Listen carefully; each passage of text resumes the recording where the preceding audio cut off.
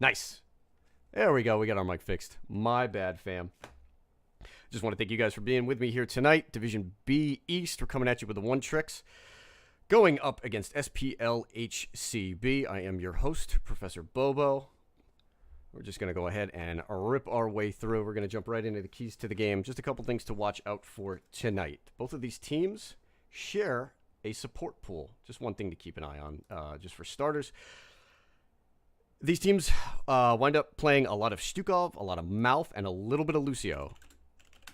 So just keep an eye on that. Those heroes not really highly prioritized in terms of bans, but you have seen each of them lean on them early in the season. On to our second point, roll with the die. Shout out to Die Fools. Right now, he is the highest impact player for SPLHCB. He's about 8 percentage points ahead, according to Zedal's Z Impact ratings. Just a player to keep an eye out on. He has a very wide hero pool thus far early in the season.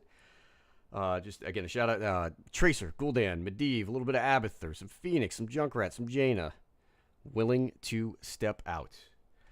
And on our last point here, our draft focus is going to be on Maiev versus Diablo.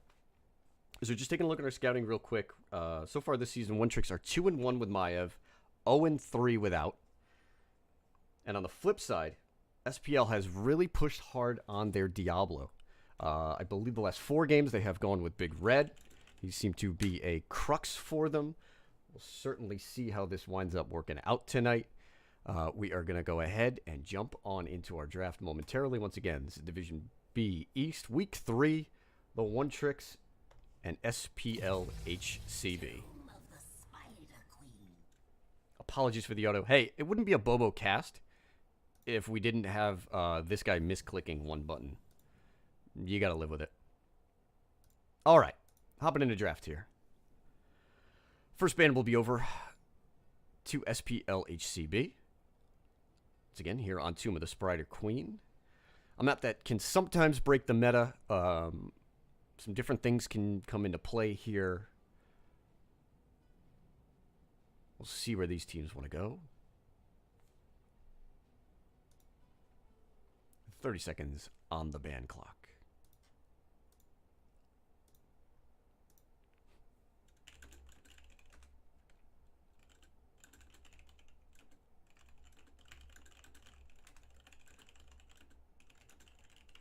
$15 seconds on the ban here. Not sure where SPLHCB want to go. So far the Maiev getting through on that first ban.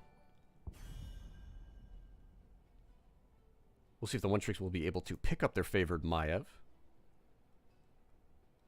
Perhaps SPL going ahead and looking to snipe this pick. There's the ban. Afraid of it already. High priority Phoenix making it through.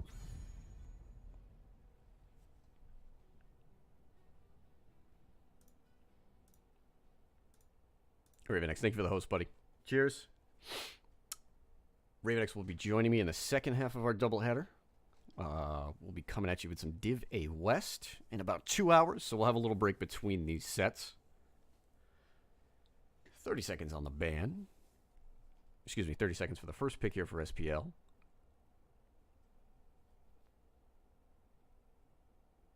Both high-tier supports are being left up. Barring maybe a little bit of a change in strategy, would expect at least one, if not both of these teams to go ahead and grab both Stukov and Malfurion. With Garrosh being gone, could put a little bit of a high priority on that favored Diablo pick. I would keep an eye on that in the 4-5 slots. Johanna always moves up in priority here. And as talked about before, SPLHCB going with the Diablo. This is the 5th game in a row that they're going with Big Red. It's a strong map for him. Definitely not the kind of pick that seems out of sorts here.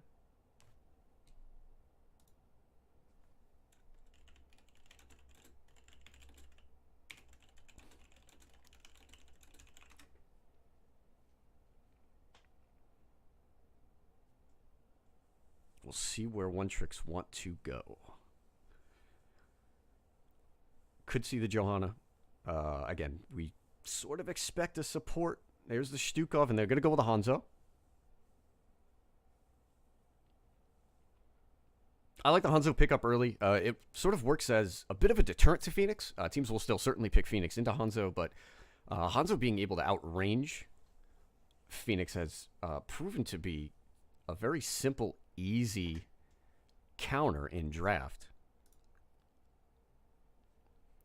And now SPL with their 4th and 5th picks, Malfurion on the board.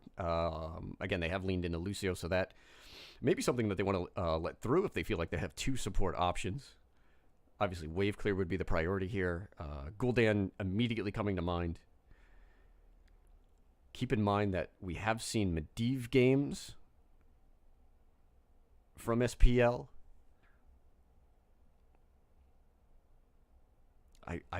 It could be Diablo Malf here. They want to make the power play and pick up the Wave Clear late. There's the Malf and the Junkrat. A perfect day for a little bit of mayhem. Love Junkrat on this map. Provides insane amount of pressure in the early game just because of the strength of the concussion mine being able to launch you back into your enemy's towers. Wave Clear picks up, so Junkrat winds up stacking later into the game, post 16. He's an absolute nightmare to deal with, particularly considering once Diablo is already off the board. With Diablo and Garrosh gone, you don't have too many high health pool tanks, and Junkrat does a fantastic job of whittling them down. Where Hanzo excels at it early game, it actually winds up tilting, in my opinion, in favor of Junkrat later. Once you get to 16, maybe you go with Endless Nades, which is my preferred talent. We'll see what the band coming through here is going to be for the one tricks. I would look for either the solo lane isolation, or I would seriously consider investing in a Medivh band here. It's still going to work with everything that's on the board so far for SPL. They go with the Grey main ban. So they go with the generic Greninja removal. And now on the flip side, we'll get to see where SPL wants to go. Given that this is not their draft and there are a multitude of picks available, I think the 2 strong bans would be whichever form of Wave Clear you find to be scariest in this situation, be it Gul'dan or Jaina. And again, another option is always going to be Johanna. She does work fairly well in the Junkrat. I'm not sure we're going to see the Pocket Stitches here tonight. 20 seconds left on the ban.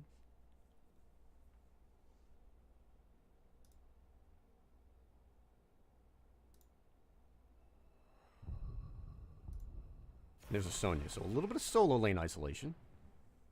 Blaze moving up in priority.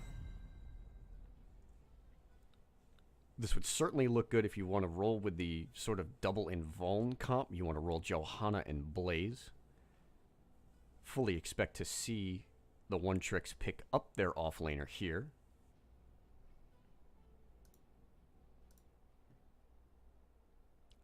They haven't played Blaze yet this season. They have moved into Dahaka. Obviously, this is not a great Dahaka map. Dahaka himself does not do too well into the constant Book of Junkrat and the chain CC that Diablo and Malf can provide. It just forces you to wind up burning all of your cooldowns. Again, I'd really like to see probably Joe Blaze. But if you have another tank pick in mind, 100% go for it. You can set it up with your last pick.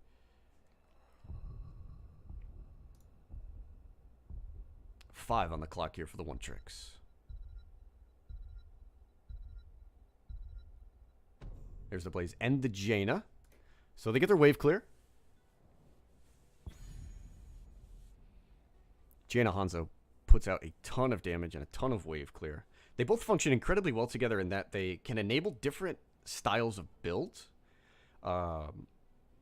Either as comfort or as a response on the other side. I wouldn't be shocked to see Hanzo move into Redemption to work on the Diablo. And with Jaina, you can wind up building into range, particularly considering, again, Diablo Junkrat, they are going to be able to extend the fight.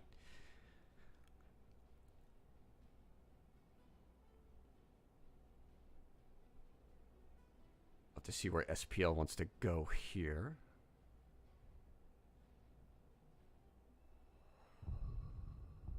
solo laner being choked out. Leo certainly moves up in priority right now. It will be a double tank setup. You could see a Malthael.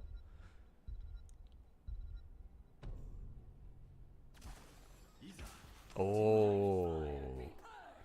And now we get to wait and see if we're getting a lava wave, boys. The old Trixler special.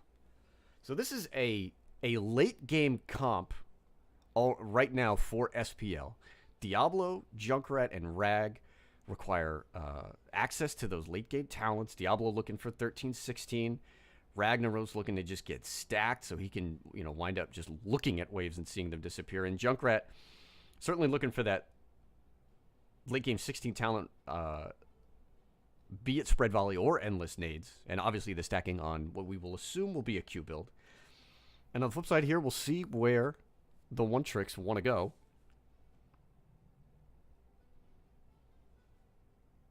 We talked about the Johanna early. Johanna would work into just about everything except for the Ganjo here.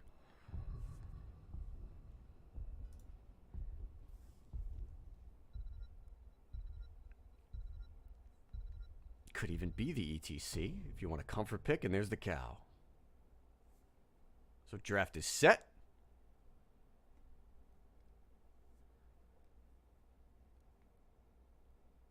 Two comps tailored a little bit here to Tomb of the Spider Queen. As we see the Rag come out, we see the ETC as he's moved down in priority, but this is still a map where his ability to kite his enemies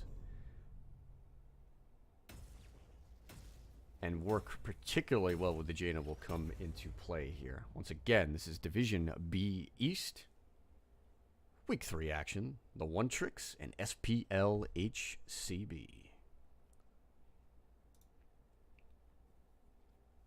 I don't dislike either of these drafts. I think, again, the question is going to be whether or not SPL is going to be able to get to the late game, and whether they've done a good enough job stacking their talents, and certainly what the map breakdown is going to wind up looking like.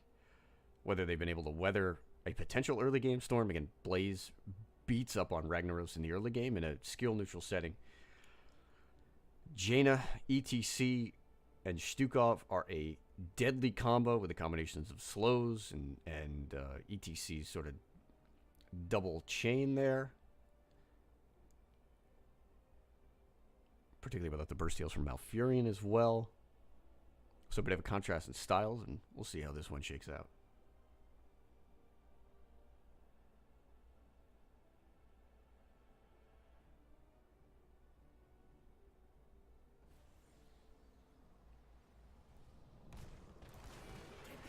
Game one about to be underway. We'll introduce the One Tricks first here. Sheej is going to be on the Hanzo. Mydril Knight is going to be on the Jaina. Lincoln Park on the ETC. Captain Key going to be on that Stukov. And in the off lane, it'll be Kotip on the Blaze. And for SPL HCB, Die Fools is going to be on the Ragnaros. Old Pro on the Diablo. BKL is going to be playing the Mouth. Egg Rolls. Captain on the Junkrat there. And our sub tonight, Shiba, will be playing the Ganjo. So just to keep an eye out here, we do see Redemption for Hanzo. Everything else pretty standard. No big surprises. Prog Rock. Jaina going with Fingers of Frost as well. Adrenaline Stimpack for Blaze. ETC taking a little bit of poke there. Both of these teams contention trade wave clear in the beginning of the game.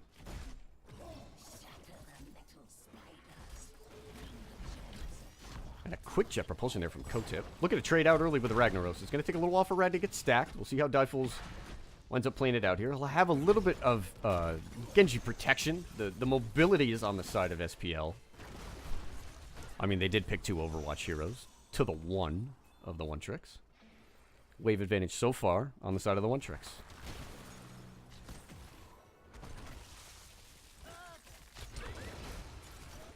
Eggroll's looking to troll a little bit, keeping the ETC isolated.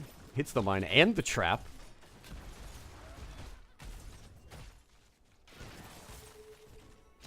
Both teams trading 4-man rotations here.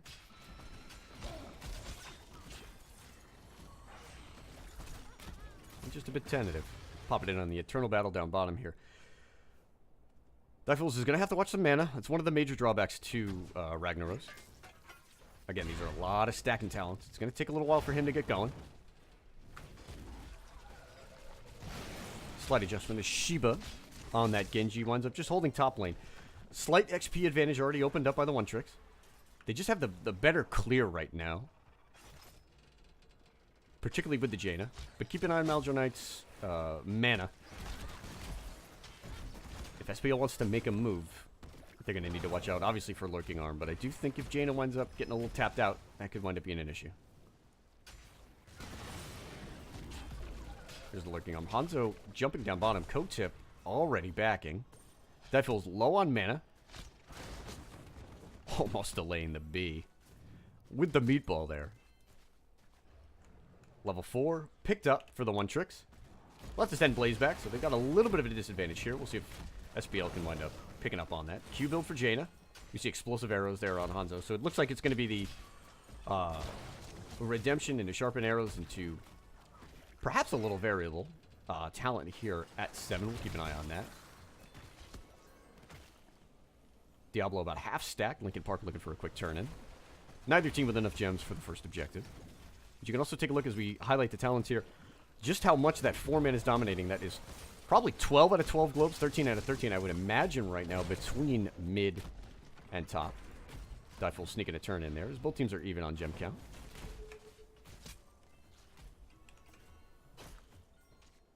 XP about even. But there you can see the impact that explosive arrows in Jaina is. I mean, those two heroes are going to wind up having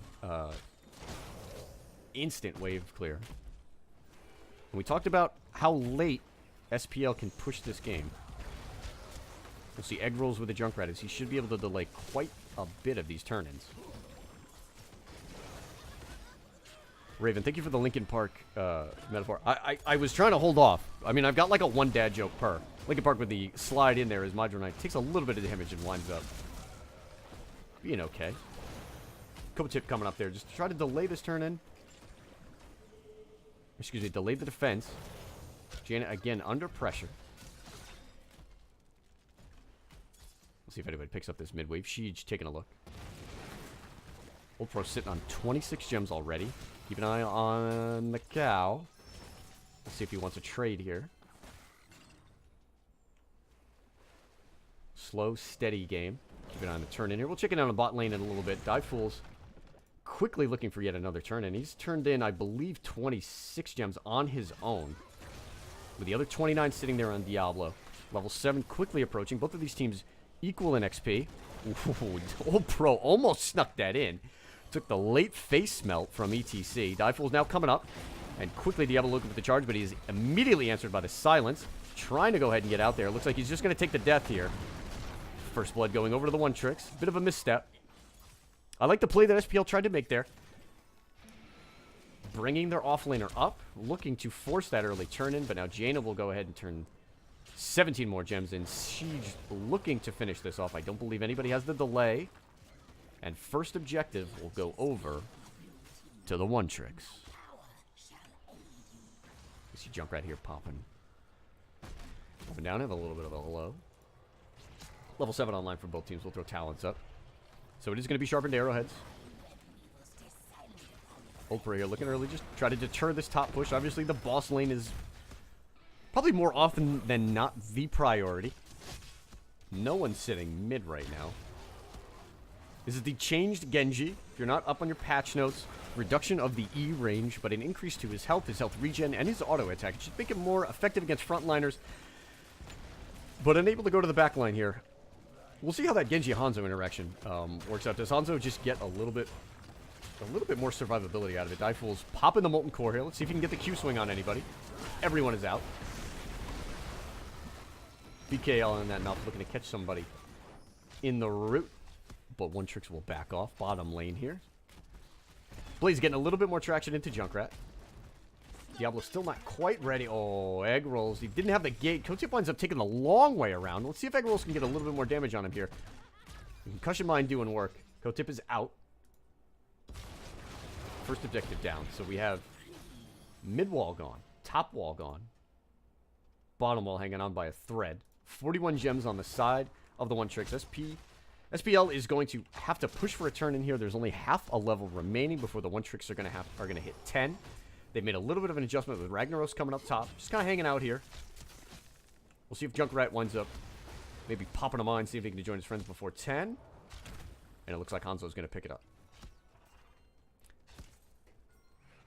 Mosh Pit. Bunker. Dragon Arrow. Flailing Swipe.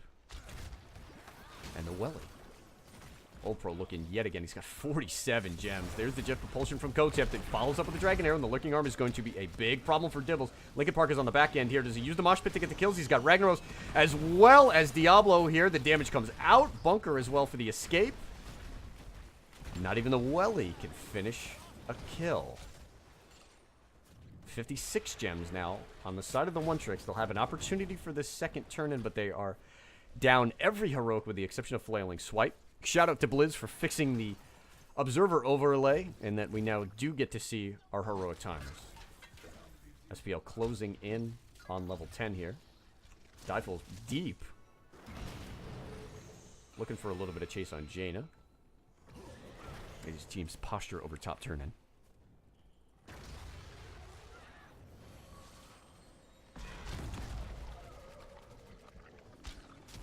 Old Pro currently with all of the gems. I'd like to see SPL maybe think about going bottom, see if they can get a couple of gems turned in with that Junkrat and the Genji. Maybe use a little bit of those Overwatch heroes' mobility to try to manipulate the map.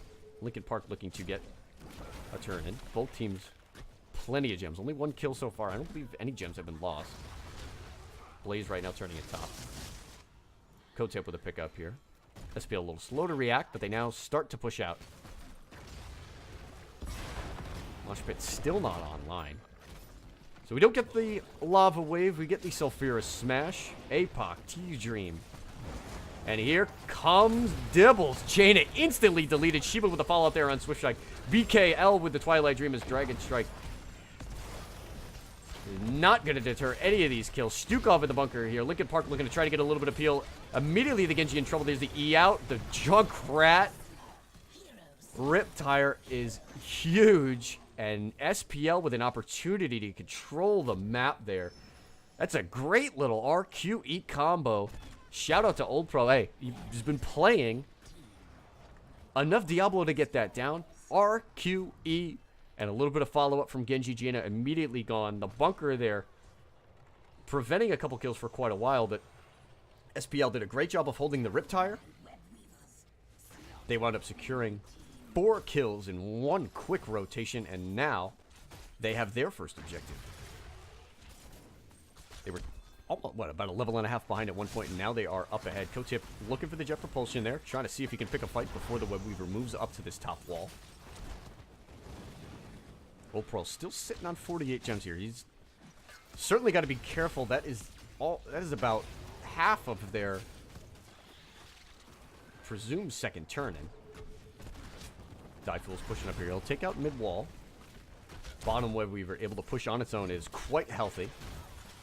We'll take a peek here on bot lane.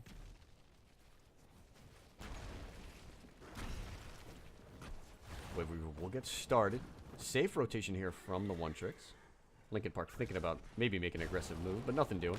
Level 13 picked up here for SPL. They start to move ahead in this game based on those 4 kills. Fantastic play from Old Pro. And now sitting on 98 gems, they have a little bit of an advantage in XP, about a half a level, but they do hold the talent tier advantage. 101 gems, looking for the quick turn-in. Can Old Pro finally get rid of 50 gems? He does. That is a huge turn-in. Frees up Diablo to maybe be a little bit more aggressive. The one tricks. Minions away from level 13 to even this game out in terms of XP. Receive early reaction. A little bit of a Jet Propulsion build here. Icy Veins as well picked up by Jaina. Keep an eye out for the big combo. But each team now looking for a turn, and it looks like the one tricks are going to be able to pick this up top. The counter kill on bottom does not come through, and the one tricks sneak a turn in there. Shiba unable to sniff that one out. Bit of a back and forth affair here. Neither team has claimed a fort. Bottom fort hanging on by a thread. The minions are not going to be able to pick this up. And the One Tricks barreling all 5 members here in the top lane. Obviously, the Molten Core play is critical. Difool's looking for it. There is no interrupt. We didn't get anything from Dragon's Arrow or ETC. So Furious Smash is used in combo with the APOC, and Jaina is immediately gone. Shiba looking to clean up here. The root coming out on Linkin Park, he is quite low. 4 members retreating for the One Tricks. No interrupt for the Molten Core, and Difool starts the chain on the Jaina. That is the second time that they have isolated her. Webweavers now gone in top lane, pushing mid and bottom. 4v5, and a 1-level lead picked up for SPL. Doing work here. This is not their map pick, but they have played it almost to perfection. Even when they've made the missteps, such as giving this turn in away, they have done extremely well to mitigate the damage.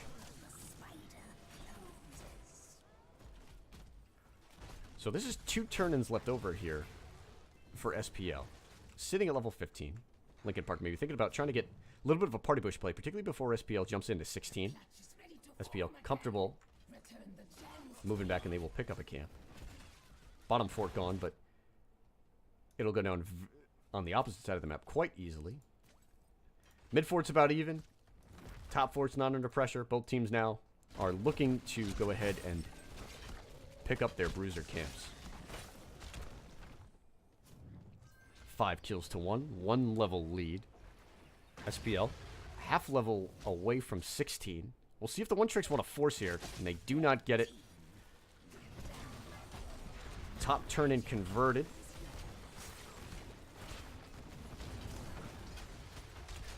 I like what SPL has done here. They've shown patience here at level 15. They're not under pressure. They know that everything is up on the side of the One Tricks. Linkin Park has been looking for the big mosh pit.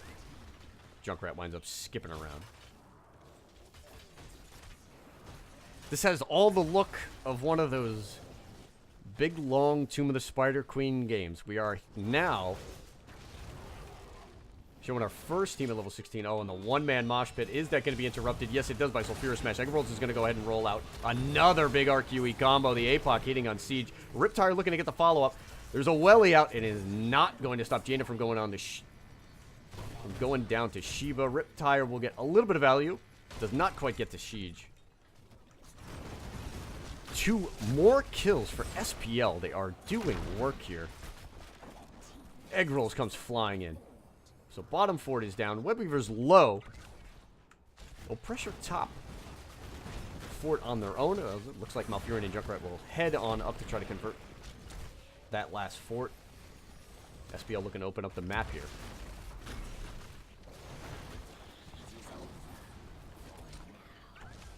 Seven kills, but all sort of 3 of these team fights have been initiated by Old Pro on the Diablo. APOC into Devastating Charge with the suplex to isolate a target. That time didn't quite convert the kill on the Hanzo, but enough to pressure him out.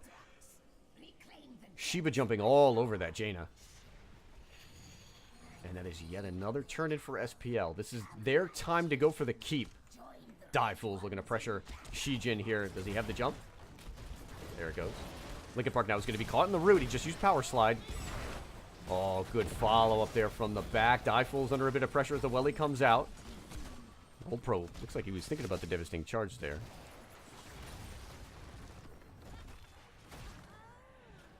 Welly doing a little bit of work. Difool has not used Molten Core in a while. Looks like he wants to hold it to make the big play rather than just maybe get a little bit of pressure. Top is the focus for SPL. 16's picked up for One Trick. They're about a level and a half away. There's yet another big combo. Old Pro a little ambitious. APOC and Riptire come out here. Looking for a big play. They don't get it. Module Knight on the Jaina. Not to back up for the heal. But a limited gain here. SPL will slide on down to mid. Bottom Webweaver still about half health. We'll see if it can work its way on up.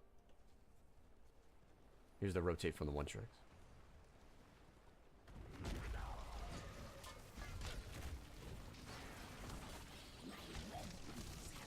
$48 gems on the side of SPL HCB. However, 65 for the side of the One Tricks. This is their opportunity. Ooh, we got the quick, sneaky boss play. Diablo going to go ahead and zone. The One Tricks know it's coming. Linkin Park is going to have an easy way in. Let's see if he gets procced by the trap. He does. Oh, this is going to be big trouble here. Kotip goes in with the jet propulsion. He immediately hits both Ragnaros and Malfurion. Oh, the mosh pit is going to wind up converting the second kill. Shiba is stuck. That boss is free, and Kotip goes and picks it up. A huge play from the One Tricks there. This game just turned big time.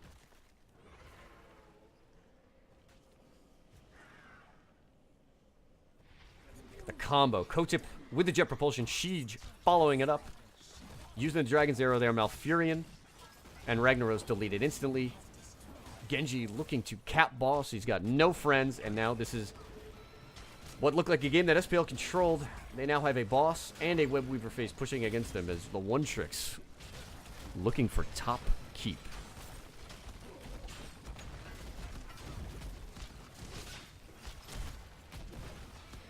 Was the first team fight that was not initiated by SPL HCB. Old Pro was looking to zone, maybe looking to make a cheeky play. Divefuel's here going in for the Molten Core. Nobody is backing out. The APOC comes in. That's going to hit it. 3 members, Riptire and Dragon Strike following up with the APOC. Everyone is low on the side of the One Tricks. Is Genji going to get any value out of this? Shiba has to back off. Kotip. Jet Propulsion's out. No kills. Is this Welly going to... Top keep gone. Shiba nearly going down to the Welly here. Egg rolls with a little bit of zone. Top keep converted by the One Tricks. They wrestled this game back. They are now looking for mid-wall with what is left of their second Web Weaver phase. 20, rapidly approaching as well.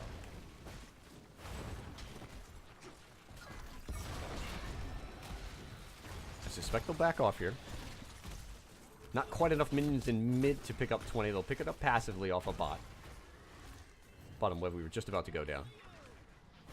Hydro Knight playing aggressive here. Divefuel's is a little out. Winds up sneaking out of the Blizz.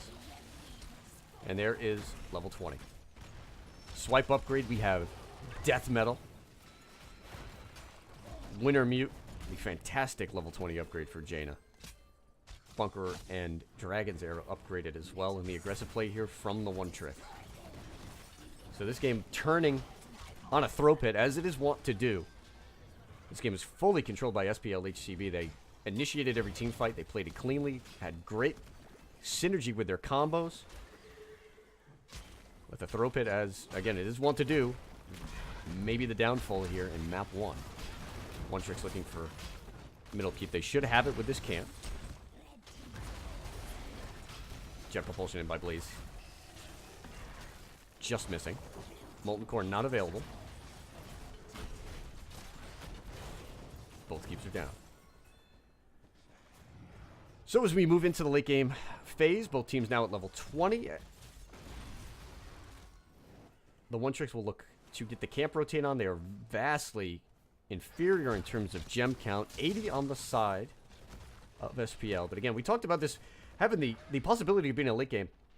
And despite a couple of very good team wipes, the way that the gem count is going to work, the win condition right now for the One Tricks is really going to be team fight and then push through our level 20 talents on up here. Hellgate for Diablo. We see the Molten Core upgrade as well. Astral Communion. Dragon Strike picked up. And Cannonball. One of the most visually appeasing level 20 talents, if you have to ask me. You didn't, but I answered it. And Red Web Weaver face picked up. SPL. You're going to have to look to try to figure out how can they pick up a keep here. They don't have any of these lanes pushed out. This turn-in should not get much, if any, value.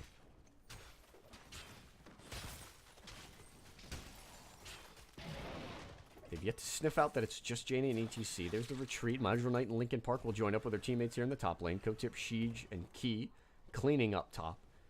And the One Tricks wisely back off. They're under no pressure here. Keep an eye on Old Pro. If he wants to force something with a Hellgate combo, that might be the way to open this game back up in SPL's favor. That is a big party push. Divefuel's a little impatient. Throws the meatball out. Checking the other side. Bottom Web Weaver still has a little bit of life. Just keep an eye on Old Pro here. Again, his combos, APOC, Devastating Charge, into Suplex have been great. He now has access to Hellgate with a level 20 coming online. Lincoln Park gets thrown back by the concussion mine. No follow-up. Not a lot of pressure. And this game is just going to keep on going. Top, however, is going to be an issue. That is the third Kata stacking. Mid and bot are pushed out quite well. And Junkrat's going to wind up bouncing his way back, it looks like. Neither team with a turn-in. Bruisers picked up by the one tricks. 50 seconds left on SPLs. Posturing over Boss Pit. Ragnaros is covering core.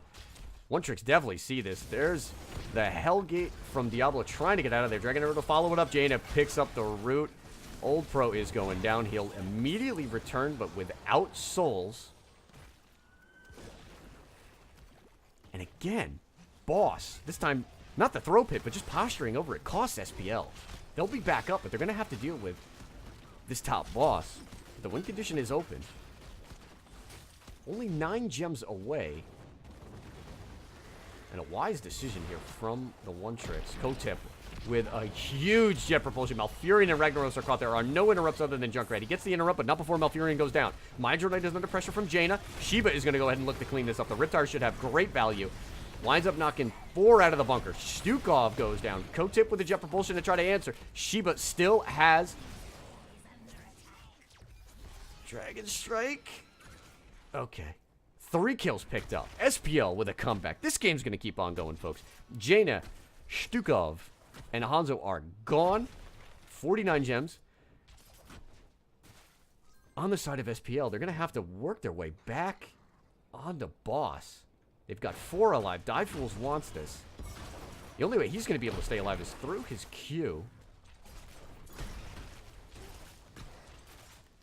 Lincoln Park might have this smelled out. Here comes Egg Rolls. Old Pro, a little bit late to the party, but he should wind up stepping up to tank this. Okay, and there we have it. Don't want to see anybody get stunned here. This could wind up being rather embarrassing if we get a PvE kill. Top boss is going to be picked up. 10-6 in terms of kills. SPL wrestling this game back. Back and forth affair. Early on,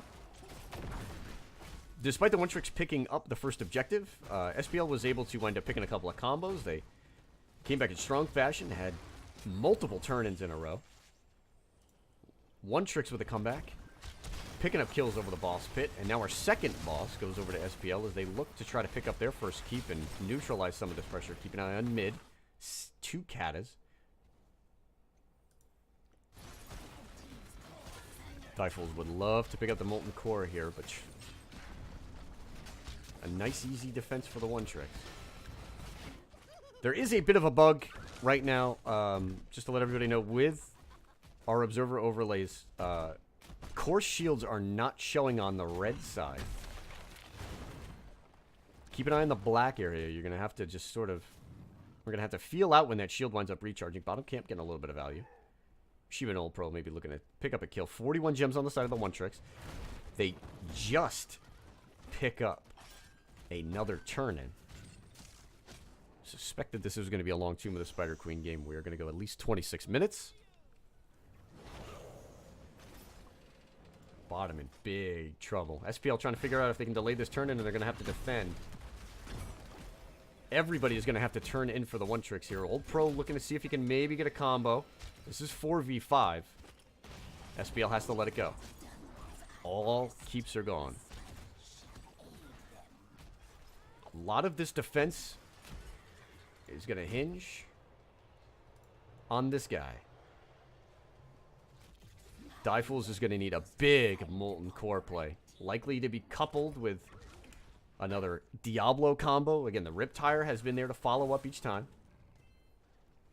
Hunt's Pit always a pit. Yeah. It's hurt both teams. Oh, and the Dragon's Arrow winds up stunning out Molten Core, but immediately Old Pro winds up for the counter with the APOC combo. Jaina is gone. Shiba has been picking on Jaina all game long. ETC goes down. Death Metal gets no value on the back end. Hanzo picked off by Shiba as well. 3 more kills. So the opportunity is there for SPL to try to defend. That core has full shields. Kotip maybe looking to try to get something extra here. Old Pro winds up zoning him out. Shiba, can he pick up another kill? No. Shield's still strong. We'll try to keep you updated again. That is an observer bug. They are there. 3 kills, 30 seconds apiece. Until Hanzo, Jaina, and ETC come back. It's just good manners. You know where it's not good manners, Crow? Just for the game length. This is going to go 30 minutes for sure.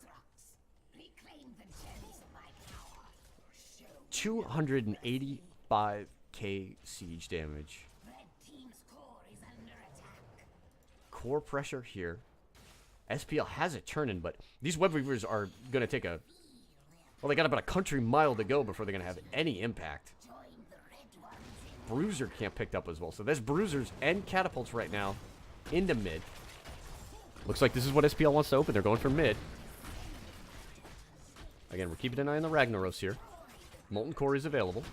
Remember, he does have heroic difficulty. The upgrade at 20. But the web weavers are just stuck in SPL's base. 13-6 in terms of kills. Shout out to Shiba. On these team fights, he has been able to isolate either Hanzo or Jaina and then wind up working his way back. There's the stun stopping Molten Core. That goes on a 10-second cooldown. I'd have to believe that Dive went for the bait there. That Molten Core would have wound up providing siege damage, but it's really not going to open up anything more than maybe some keep damage. Maybe he winds up getting a keep out of that. Jet propulsion out on Diablo. It does hit Malfurion with that giant hitbox. Dragon's Arrow comes out on the Dibbles as well, but the concussion mine is going to stop that nonsense. Dive goes ahead and pops Molten Core. Riptire coming out as well. This is a desperate play here from SPL. They need to get some structure damage. They pick up neither kills nor the keep. Rag actually 30 minutes completing 2 quests. See if that spike plays into some late game team fights. And we're back to square one. 21 gems for 1 tricks. They're checking, boss. Does anybody want to throw again? Oh, yeah. They had the map vision. They're going for it. Hanzo Jaina, this is good damage. The Welly, however, is dropped onto the boss. That is a big problem. Here come SPL. Lincoln Park is chunked out. No winner mute. Potentially a big mistake by Madronite. Kotip with the jet propulsion and Old Pro. Not under pressure. So again, the Welly dropped directly onto the boss pit. It immediately went down. It actually might have... Excuse me. It actually may have been beneficial there for 1 tricks. The fact that they didn't get that boss low enough to feel like they could commit to the plate probably worked for their benefit. 30 minutes. Lanes almost evened out. Die Fools and Egg Rolls. Taking care of bot lane. We up to 350k yet? Nope, just 310. 215k siege for Kotip on that Blaze. Low hero damage, as you can see. And no one's hit the 100k mark yet. These teamfights have just been fast. They've been over quickly. Shiba has been just a deciding factor. Lincoln Park here was looking for a bit of a party, but she winds up getting caught out.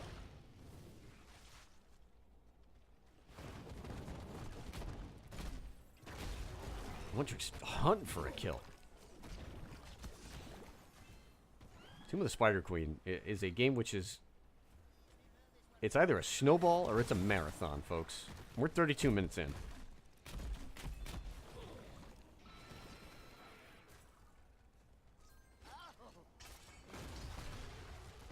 Lanes have been pushed back by the 1 tricks for a majority of this game. They were able to pick up the first keep on the first of our 2 boss pit throws.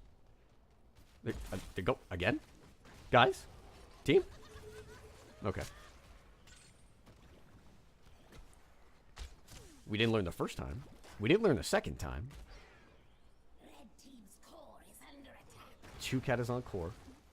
Shield's going down rapidly. Look how quickly these scale. Okay, now the one trick seems to sniff this out. This is a huge problem with Ragnaros having it back. He cleans up these Katas. Lincoln Park playing in defense.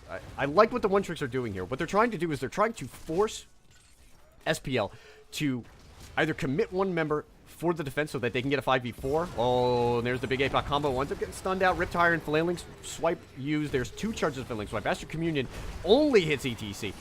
SPL looking to try to get some pressure. Lincoln Park with the Mosh Pit. It only catches the Diablo. There's Ice Block and Bunker used at the same time. Molten Core by Die Fools. Oh, boy.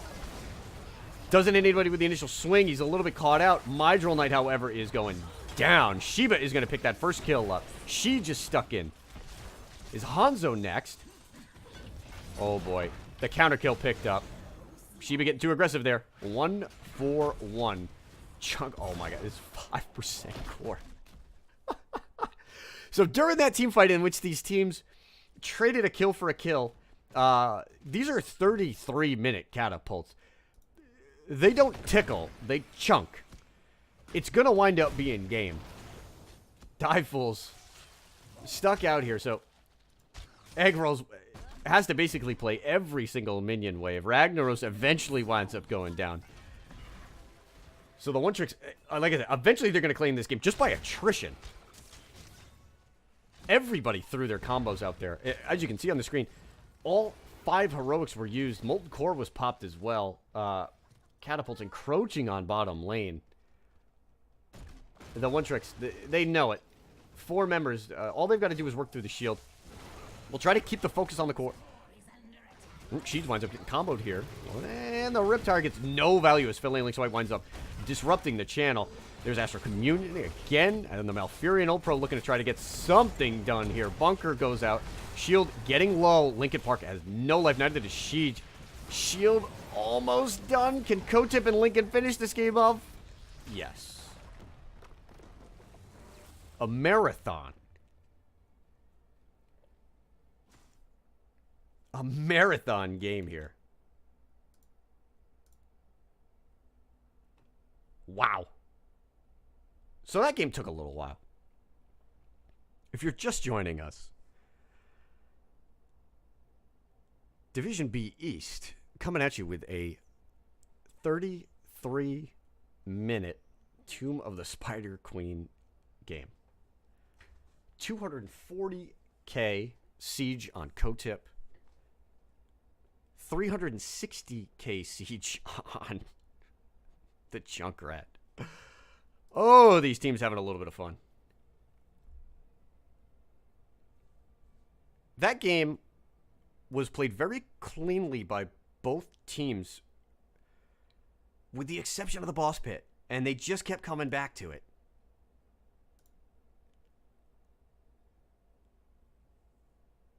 Boss pit wound up forcing the first 2 throws. And eventually, just by attrition, by 33-minute catapults, the one tricks just build up enough pressure on core and take game number 1. All right.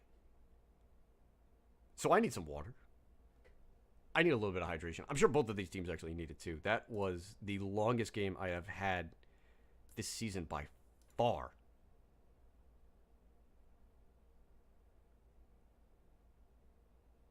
Shout out in that game. Old Pro on the Diablo, just ripping combos left and right. Shiba with the isolation plays as well. But the one tricks just win through pure map sense. I love that. I love their delay over the boss.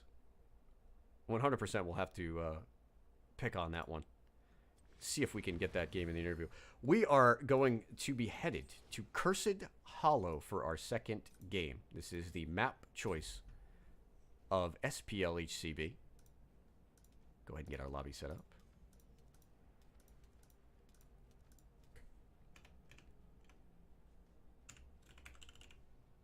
Try to get our teams involved.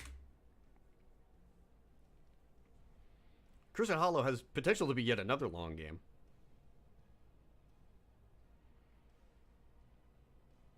A very different map in that it is going to favor the macro team. And maybe that plays a little bit better than the one tricks. They wound up grabbing more camps in that game. Again, their late game play was outstanding. Feigning boss for what had to be 2 minutes.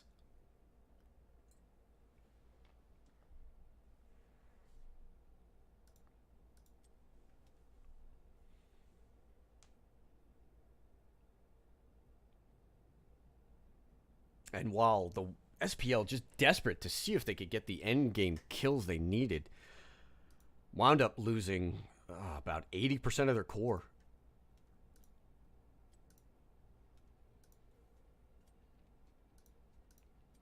Go ahead, we'll get our teams in the lobby. So that was a marathon.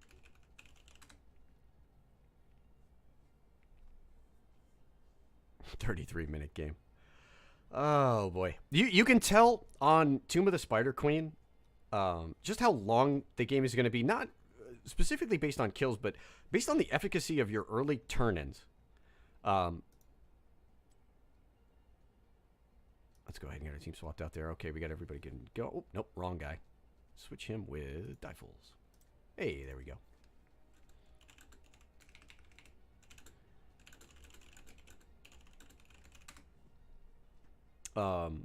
But just getting back to our previous point, if you don't get a keep with your first 3 turn-ins, it is very, very hard to push, because while Tomb of the Spider Queen top to bottom is a narrow map, it is exceptionally long in that sort of east-west. You don't have a ton of places where you're going to be able to sneak a keep. You're not really going to be able to just, find yourself in the other team's base in any sort of stealthy manner. Both teams ready. We'll head to our draft in just a moment. Go ahead and fire this up. But neither team was able to get a keep. The only way that the keeps were captured were based off of the boss throw. And after that, SPL did a fantastic job of just, again, you have Ragnaros, you always have Mortal Core as a threat. So One Tricks really couldn't wind up pushing into SPL's core. They just had to play it for the long game. I thought at one point they might have been just frustrated and they just wanted to grab boss and go for it. Credit to him on the feign. Well played. All right. If you are just joining us, NGS Season 4, Week 3. I have a Division B East matchup here. We are in game number 2. The One Tricks taking the first game off of SPL HCB. We move from Tomb of the Spider Queen on to Cursed Hollow.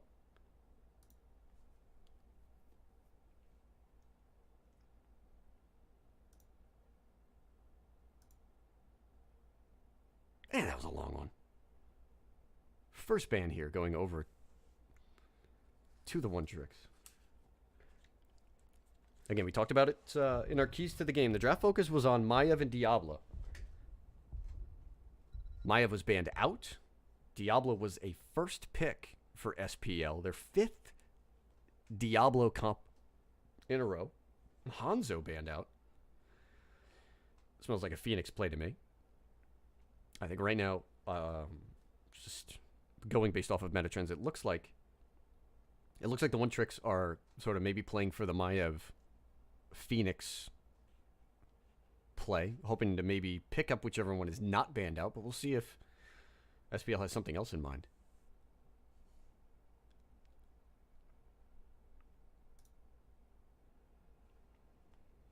It's 25 seconds left on the ban here. Mydril Knight. We want Murky. Well, you can probably get him.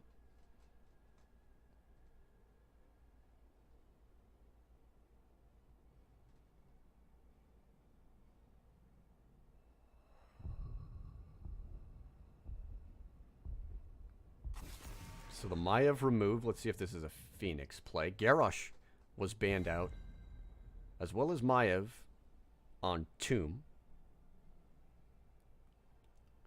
Honestly, I wouldn't be surprised if both of these teams use a bit of the duration on the draft timer just to try to get themselves recomposed. Difuls, I want TLV. Well, okay.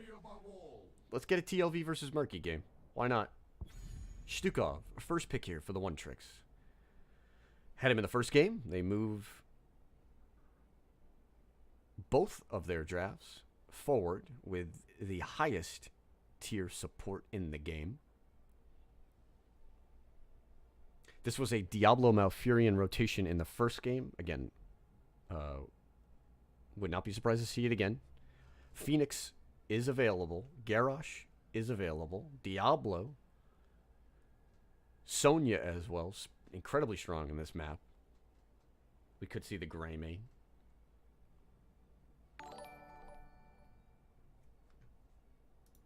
Shout out to Honk Hunter. Thank you for the follow, brother. Always appreciated. For anybody just jumping in on a follow here, I am your host, Professor Bobo. My goal is to bring you as much NGS Heroes of the Storm action as possible. Malfin Diablo, as expected, picked up. I wish I had my emote we could have thrown up to Schooled. Making draft picks, always my favorite part of these casts. Again, just for anybody. Oh, and a DC.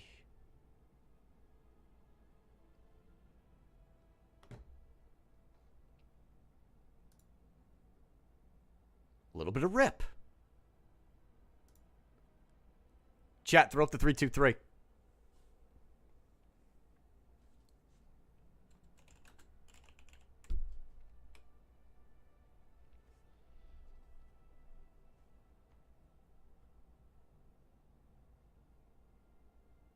I think it was tactical.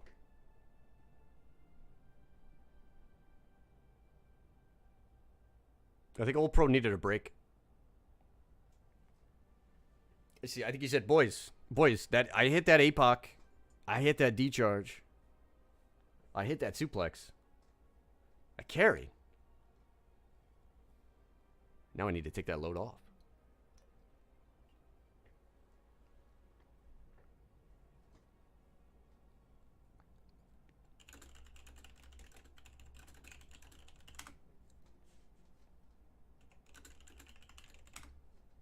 So 15 minutes is allowed. We'll go ahead and let everybody know what the scoop is.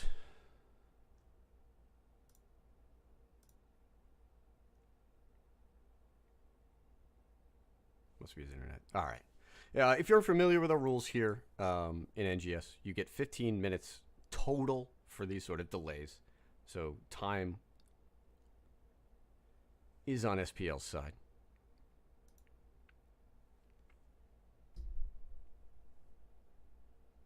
You know what? I had my cam up earlier with no audio, so click. What's happening, gang? Professor Bobo here. Welcome to Lecture Hall 2.0. I see Crow in chat. Crow, thank you. Your shout-outs up there. Help me out with the overlays. If you're just coming in, on our last game, 2 with Spider Queen, a 33-minute match. Well played by both teams. Both sides trading objectives throughout the majority of the game. But the boss, the throw pit, utilized twice. Through this game, on over, for a little while over the one tricks, they used the boss pit throw to go ahead and grab top keep. And then for the next, I don't know, 20 minutes, just a game of attrition. Let's see, did we get Old Pro back in there? We do have Old Pro back in there, so we're going to go ahead and get our draft re-going in just a minute.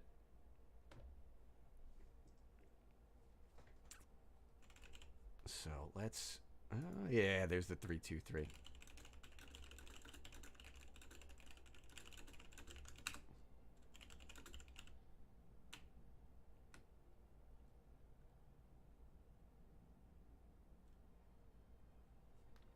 I want to go ahead and just take a peek. Let's just make sure, watching stream, that we... Okay. So Old Pro is on his way back. He's got that Kmart internet. Squid Fingers, thank you for the follow, brother. Always appreciated.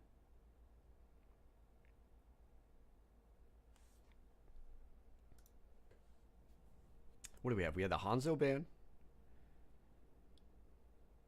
We had the Maya ban. We're going to go ahead and communicate that.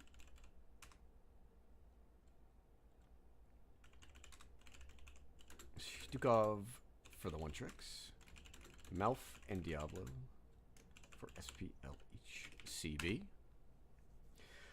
Both of these teams right now are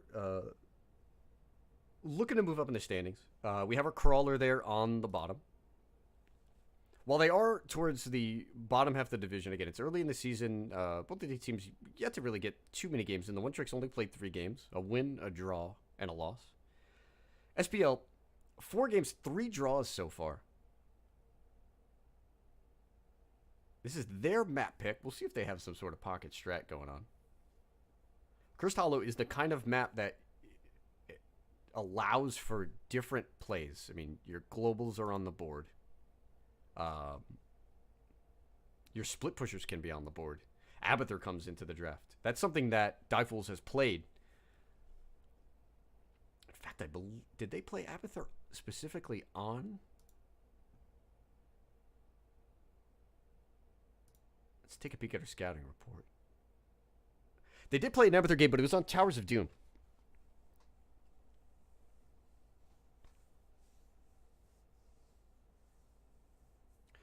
Part of the reason that we expected Cursed Hollow is that so far this season, 3 map wins for SPLHCB. They have picked up 2 of those wins on Cursed Hollow, and 2 out of their last 3 games were those wins on this map.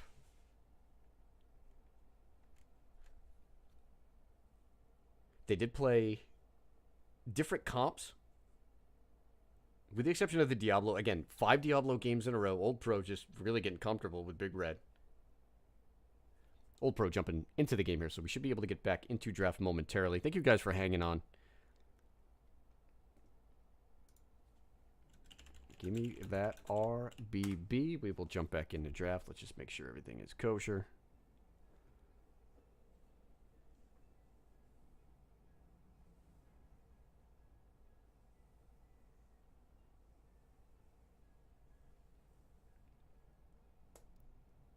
Okay. One Tricks gave us the R. We'll wait a little bit for Egg Rolls in the ball. Okay, so Egg Rolls has got it. Let's draft ink. Get that set up. Okay. Thank you for hanging on, guys. We'll head back into draft again. Draft will play out exactly the same here. Back to Cursed Hollow.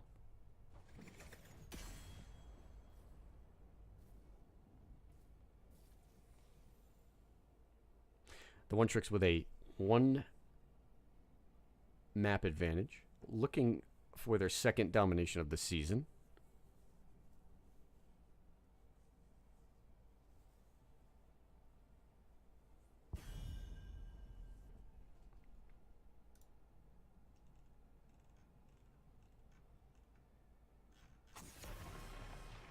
So again, Hanzo and Maiev were removed.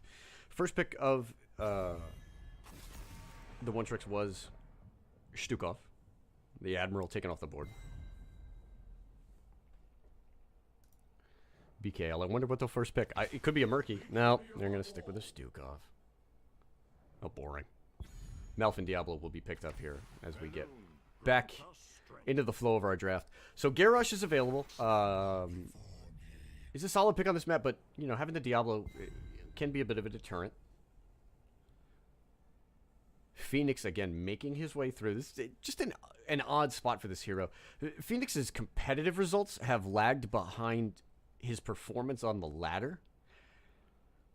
And it's tough to play him into Diablo. Diablo with the ability to just knock him out of that warp in a variety of different ways. But he always will be able to provide wave clear, solid damage, and the ability to murk as well. So there's the Greymane. Again, Greymane just super good on this map. Even though Greymane has fallen out of the meta a little bit, his ability to work the map and then just show up and pop a cursed bullet off is fantastic. And the Li Ming. So Greymane Li Ming is a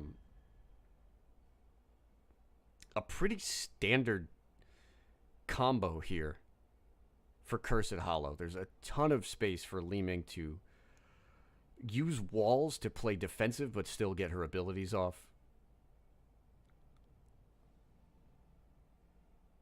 She combos well with the Greymane, whether he goes into Curse Bullet or whether they're both playing for resets on Go for the Throat.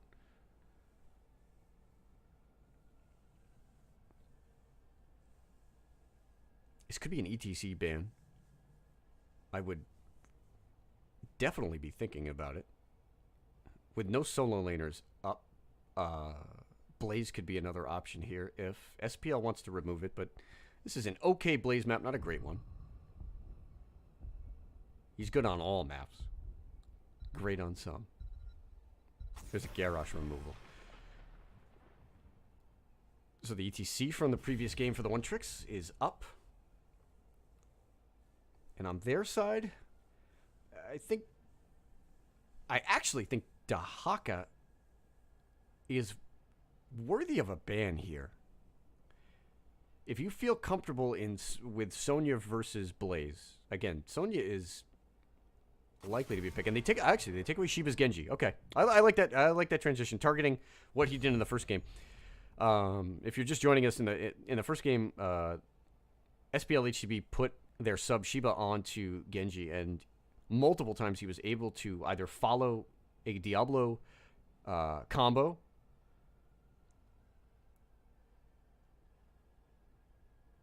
or just find an isolated backline target, and he went hard after Jaina and Hanzo and had great success. The Shimada brothers are removed.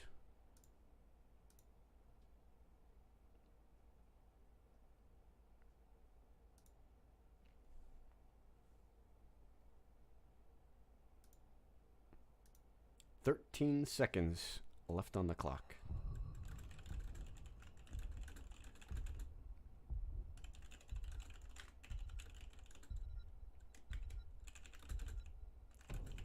Let's see what SPL goes with. They go with the Blaze and the Junkrat again. So returning to the Junkrat.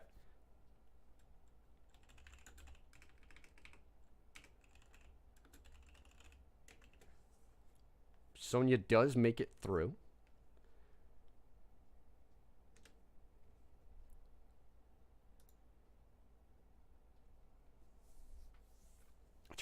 What do I want to see here? So those are two very big high health pool tanks on the side of SPL. It would deter me personally from the ETC just because of, again, smaller health pool. Murden would work pretty well here.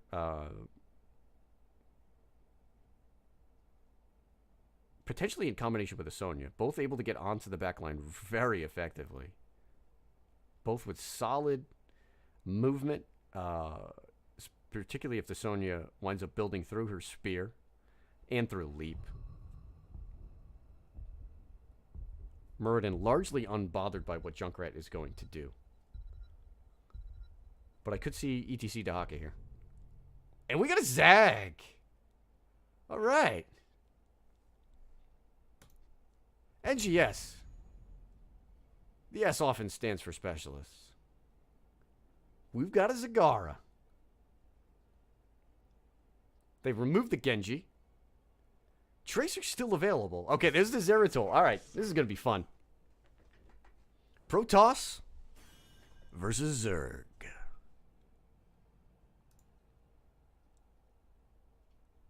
Kotep was on the Blaze in the first game, switches on over to the Zag. Shiba, incensed that his Genji was taken away, slides on over to Zera, and there's no vision on the other side.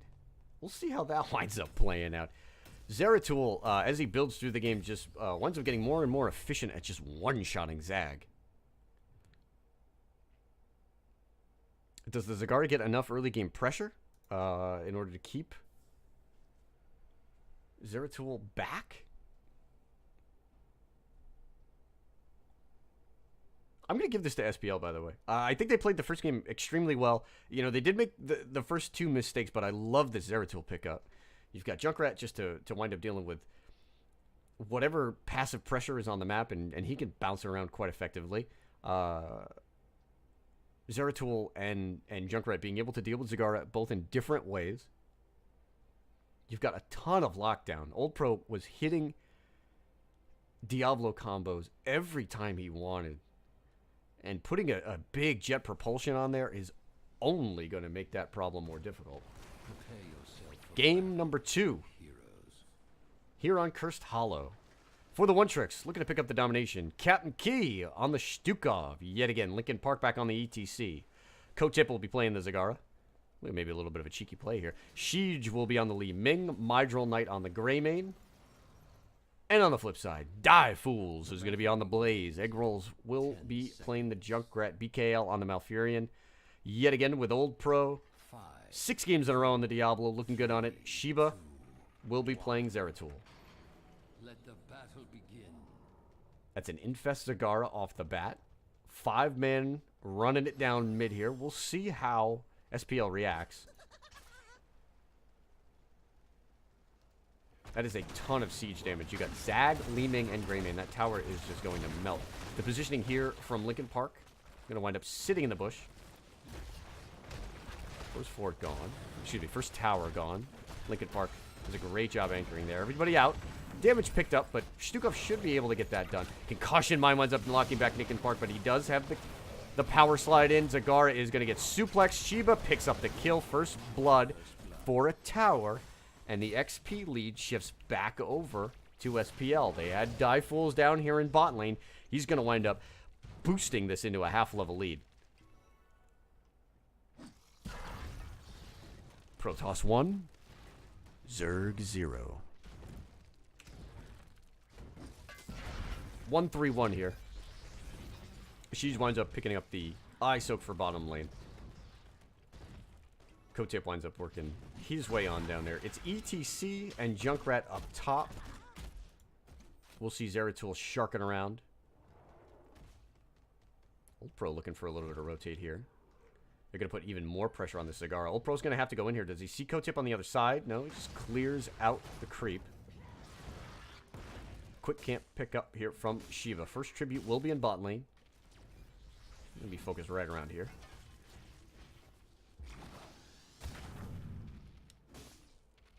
On the flip side, Greymane wound up picking up Siege for the one tricks. Junkrat will get stuck dealing with that. About a quarter of a level lead here right now on the side of SPL. Zeratul eventually does wind up picking up that camp. We'll see the pings go out as SPL looking out for the Junkrat. Greymane and Stukov will pick up the mid camp as well. That should prove to be a problem. It's going to be up to Egg Rolls here to get this top cleared out. I'd like to see him use the back up and use the concussion mine to at least put one of those giants underneath. Well, underneath his tower. Okay, there's the concussion mine. So he winds up getting a little bit more safe clear. In the mid lane here, Shiba maybe looking for a little bit of kill. Greymane saying hi to Junkrat. Bottom trib will be up in 22 seconds. In the mid lane, Old Pro under pressure here. He will wind up taking the power slide. Diablo in a bit of trouble. But he has a mercenary to help him assist out. Good combo there. Li Ming with the orb following up on the power slide. So, first tribute up. 2 seconds on this guy. The channel underway. Siege and Key there. Die Fools looking to get the Q over. Old Pro being pressured out here by Lincoln Park. Looks like everybody's going to get here on time. Greymane a little late. No harm done. The only camp left on the map is pushing it up out of here. Oh, and Shiba with the blink in. At the same time, Junkrat winds up trading that kill out. Old Pro devastating charge in, but it does not help Mayhem get his way out. A big jet propulsion from Die Fools as the front line is set. And these teams trade cooldowns out. So 1 for 1, Junkrat and Zag gone. Shiba making an impact here.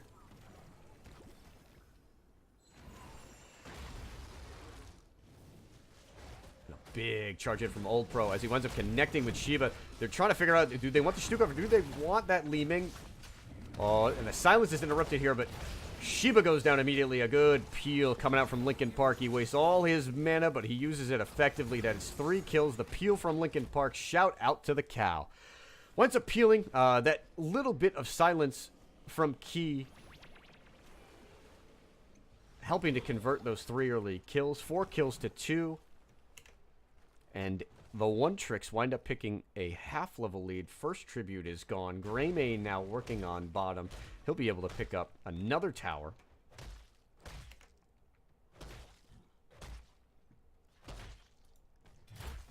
SPL has come out in both games and had a really, just a fantastic plan.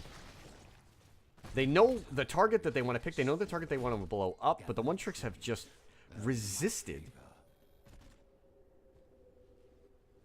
SPL's attempts to pick up these early objectives. Remember, One Tricks picked up the first Webweaver turn-in as well on Cursed Hollow. Down here on the bot lane, Die Fools looking to pick up a kill on Mindro Knight. It's going to be a question of who's got more sustain. Mindro Knight should be able to flip out and get the auto attack. There's yet another kill. 5 kills to 2. Greymane will not be able to make it up here. We'll see if SPL can play aggressive. Shiba is sharking about.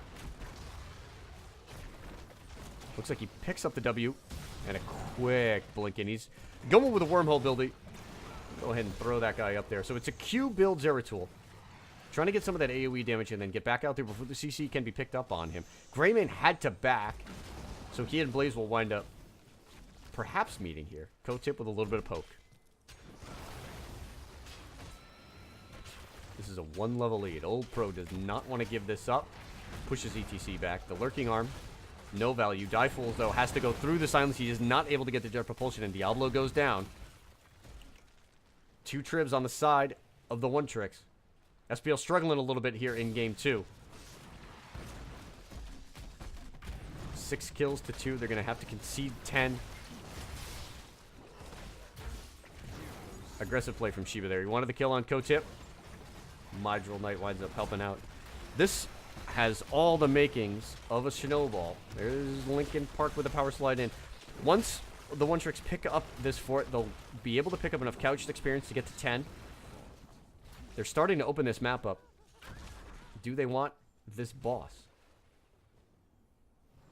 Mosh Pit. Nidus. Wave of Force. Go for the throat. So 2 resets on the assassins here and massive shove. Co-tip clearing up bottom. So with the level 10 advantage, let's see what kind of play the One Tricks want to make. This mid camp will be picked up here. Barring a miracle, this is going to be Curse. Top forward already gone. Lincoln Park should be able to power slide right on out of there.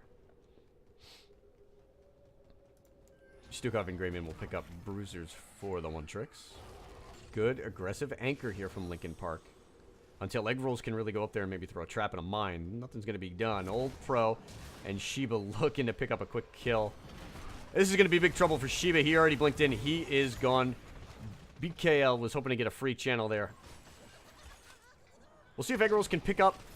A little bit of delay now. They back off. One Tricks are going to wind up picking up the curse here. Both of these mid camps are crashing into each other. Die Fools was bottom, just trying to soak 10. He'll be able to get it during curse here. But it is a 5-man push top. Oh, and the mosh pit. It's a 1-man mosh. But it's going to wind up allowing the One Tricks to put work on this top lane.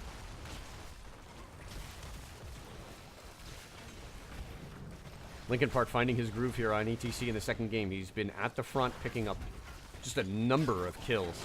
He's been on Shiba's every single time. The suplex on the Stukov there as the APOC comes out. Divefool is following up with the jet propulsion. There is a quick T-Dream and a Riptire comes out. Bunker is there. Big damage on a Mindro Knight. Greymane looks like he will go down. Lincoln Park looking to get his teammates out of there, so it's 1 kill. Egg Rolls trying to get the delay. Eats a big orb. He'll be okay, though. Due to curse, looks like Midfort will go down. Siege and Lincoln Park trying to pick this guy up. He should have the Q out. Root goes down. He does not have power slide. Concussion Mine winds up confirming ETC. A couple more kills picked up. 2 forts. Almost half a keep. Bottom fort gone as well. That XP is going to propel the One Tricks right on into level 13. Take a quick look at our builds here. This has been a pretty fast-paced game. This is a face melt build here from ETC. Likely to neutralize his Zeratul. Boss will be picked up here as well. Teleport build here on 7 with Calamity. And Illusionist at 13. Die Fools Pokes this guy out. Good delay. As long as he doesn't die here, this is a really solid play. At the same time, SPL winds up going in. Oh, okay. Maybe a little bit too much delay. So, SPL will pick up their boss as well.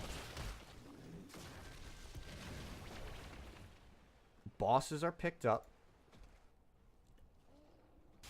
SPL's boss is... Because it's a 9-minute boss, not going to have a ton of value. We'll see what bottom boss is going to be able to pick up here. The lane pushed out. No back yet from SPO. I expect Zagar to be able to jump in. This is the nearest Nidus network in that bot lane. Extra camp picked up here from the One Tricks. 1.5 level lead. 2 level. All on the board. Shiba with a bit of poke. There's a good concussion mine. However, the face melt will deter Old Pro from the combo. Looks like he might have had an opportunity to put ETC into the keep there. Boss will start to move up. Again, this is a very early boss. These bosses were started at 9 minutes, so the scaling is quite low. Now it moves on to the keep. With that level advantage, is there a play to be had? Oh, Greymane is going to go down. Linkin Park thinking about trying to get in there. Maybe disrupt that kill. He lets it go. Wave of Force winds up pushing Diefools back. Top is going to go down momentarily to minions. Maybe? Maybe? Maybe not. Trip here in the bottom lane. Neither team has a tribute. So no pressure here. I think the One Tricks would be better served just playing for 16, and they seem to agree. They're going to back off and let this guy go. In the meantime, Zagara is going to wind up pushing out top. Remember, this keep at about half health will wind up being under pressure. You can see on the minimap here, Diefools is already looking to get the rotate up.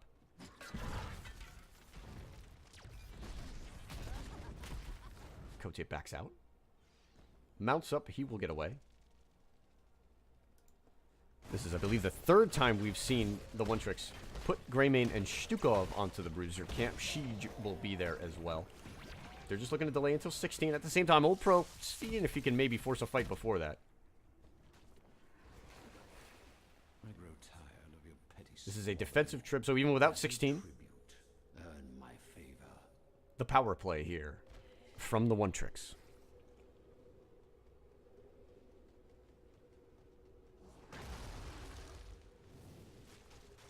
Looks like they don't want to give 2 tributes on over.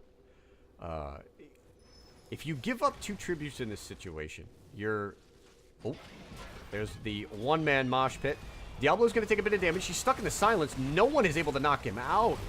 Oh, and the Riptire is too late. Big Red winds up going down on the backline. However, Greymane diving in, but he immediately winds up eating the Twilight Dream. Diefools using the bunker to try to stay alive. The APOC is popped because of the 100-soul Diablo rising immediately. So a 1-for-1 actually winds up turning in favor of SPL. The delay here coming out from Eggroll. Or just missing Malfurion. Good bit of stutter step there. Diefools is trying to make something happen. He jet propulsions in. He does not hit anyone. And the Wave of Force is going to put him under a tremendous amount of pressure. On the backside, however, Old Pro looking to try to pick up a kill. Shiba pressuring at the back. Blaze goes down, chased by Siege. But does that wind up costing One Tricks Stukov down momentarily? Another 1-for-1 trade. 16 is picked up. Dibble's eating that orb. Kotip has him down to 400 HP. Is that Muta going to wind up picking this kill up? No. It gets distracted. It takes a little turn to the right. Top keep almost going down. 16 picked up. Let's throw our talent zone back up there. So, a staggered team fight. Diablo goes down immediately, but due to the 100 souls, he's back. Mydrall Knight, aggressive on the back line. He was looking for a go for the throat play. BKL T-Dreams him. So the 1-for-1 trade, due to the death timers, winds up in favor of SPL. Stukov and Blaze eventually get traded out as Siege wound up chasing the Blaze down. Oh, Diefools, does he have bunker? He's got the bunker. He can sit on this. Linkin Park is deep. The Riptire comes out. Old Pro goes in. T-Dream comes out. It immediately winds up putting ETC out of commission. The camp is picked up, and SPL fighting their way back. Tribute is up. Riptire zoning. But this is going to be Curse. So, just take a quick detour. This is the risk we talked about. When you give up 2 tributes, and as the game winds up going later, this is where the snowball comes into play. This Curse is going to claim likely to be 2 forts. Mid camp picked up. It'll have to be dealt with. But this is going to be a Curse end boss play, and I love what SPL are doing here. Are they going to be able to delay long enough? I think Dive has even more time. All right, he does wind up proccing it. They're going to have to burn through this boss real quickly to get it going. Top camp, however, at the same time is going to push out. So what we were talking about before is when the One Tricks failed to get the right team fight play, you can tell that they didn't want to wait for 16. They put themselves in this position where 2 tributes are up. Curse is going to be a problem, and SPL at any time that they pick that up find themselves in a good position. Divefuls has bunker here. He can live for a little while. This boss is almost gone. The silence goes out. It is gone. However, he is going hard onto this point. The APOC comes out. Mydro Knight in big trouble. Oh, boy. Old Pro winds up finding himself a gray main. Even though the boss has claimed the Riptire is going to confirm yet another kill. Stukov is down. ETC is backed into a corner. The 3rd kill is gone. So Curse is up. It's got 15 seconds left. Boss, maybe minimal value, but SPL's trying to figure out how do they get a keep here. Egg Rolls, this is... Ooh, boy. Ooh, boy, buddy. You're going to have to rip her on out of there. Enough. The curse is over. Is he getting out? Boss confirms the wall. Okay. Keep an eye on this meantime. That boss is going to pressure core quickly. It looks like SPL is thinking about how can they end this game. They've got a half-health boss. A little bit of scaling. They're going to hit 19. They are fairly healthy. Blaze is all the way back. This is a 4v5, and I don't think SPL can take this. No, they got to let it go. So Blaze is going to wind up having to defend core.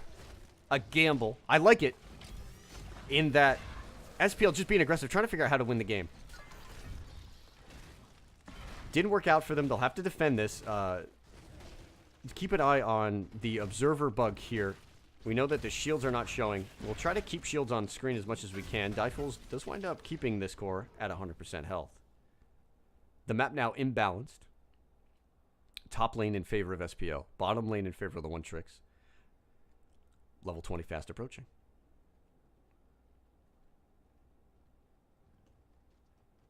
No tributes for either side. Are we going to have yet another long game? I mean, it can't go another 33 minutes. If this hits 30 minutes, I'm kidding. But I would probably think about pausing the games and telling these teams to just fight it out. I get another game after this. I got to go, guys. SPL trying to figure out where can they maybe find a play. Zagara pushing bottom lane out. Tribute will be on the opposite side. She'll have Nidus. Kotip can maybe get one more wave. He gives it up.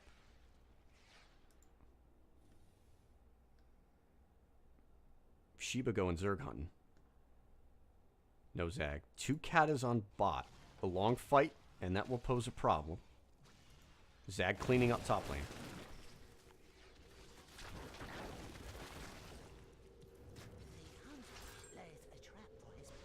Positional advantage goes over to SPL. They're going to very easily claim this. The One Tricks are going to have to play for the 20. Might of the Nerazim.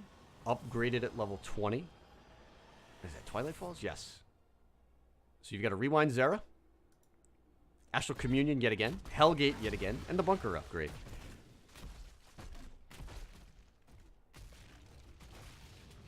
I think a key to watch out for here is whether or not... Okay, Old Pro is going to be able to... Alright, easily pick up full souls. I mean, one more, buddy. Everybody doing the Merc Shuffle. Our next tribute will be here. The choice is simple. The One Tricks can let this go. If they let this go because they don't have 20, and they're going to pick it up now. I'm not sure they feel like they're going to be in a position to fight this out. But But if they let this go, they are banking on one more team fight and winning it. There will certainly not be enough time for them to pick up a curse. Lincoln Park trying to figure out how he can get onto the back line. BKL is channeling. There won't be a delay here. This is another tense, long game. These teams are giving us a hell of a show. Mid and bot wind up pushing back. Giants relieving that bot lane pressure. Oh boy. Oh, they give up the party bush. Maybe? Guys? Top bosses I up. tired of your petty squabbling. Bottom Gather boss in tribute, 15. Earn my favor. I think Diefools wants this bottom boss. They're going to give it up. SPL will head on up top. They know that the curse play is here. 20s, though, have been picked up for the one tricks. I like how Lincoln Park is holding this. This could be Torbuzz or Death Metal. Just got to make sure he picks that talent. 20 upgrades for both Li Ming and Gray Ming. And they're going to have to make a move. Here's the game, fellas. First delay comes out from Li Ming. Diefools putting pressure onto the back line. He's near Stukov and Zagara. Now Lincoln Park can get some aggressive positioning here. Blaze chunked down to half health. There's no lane pressure to worry about. Junkrat trading poke with Li Ming. Keep an eye on that 20 talent. We're going to leave this up just to see what Lincoln Park does. Diefools goes in with a jet propulsion there. The APOC combo comes out. Astral Communion is immediately proc. 1 kill, 2 kills. Mosh comes out. It catches 3, but ETC is gone. The Death Metal is not going to get a lot of value here. Kotip just trying to hopefully pick up a kill. Diefools puts the pressure on Siege. That's going to be Curse. There's the jet propulsion. Shiba's going to go in, finish off the Li Ming, and SPL with a great level 20 team fight. He's going to wind up grabbing game number 2 here as they begin the march down top lane towards the core. Fantastic bit of team fighting there.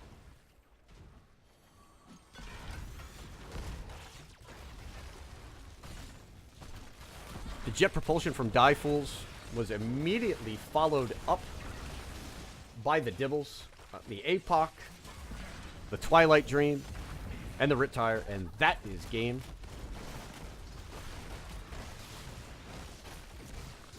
SPL find themselves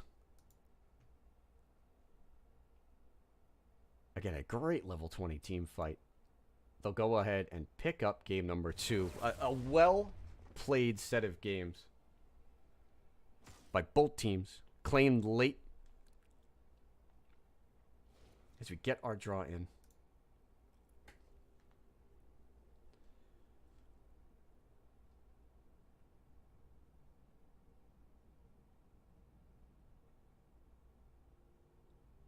So in both games, go ahead and get all chat out of the way there. In both games, what we wind up seeing, the kill count in favor of SPL. Did a fantastic job with Old Pro on that Dibbles. Absolutely great job. Let's see if we can go ahead and see if we can queue up a little bit of interview. Who's still in the Bobo chat? Egg rolls and Key are available. Let's go ahead and proc Key. I want to talk about that first game. Let's see, lobby interview. Assuming everybody has time.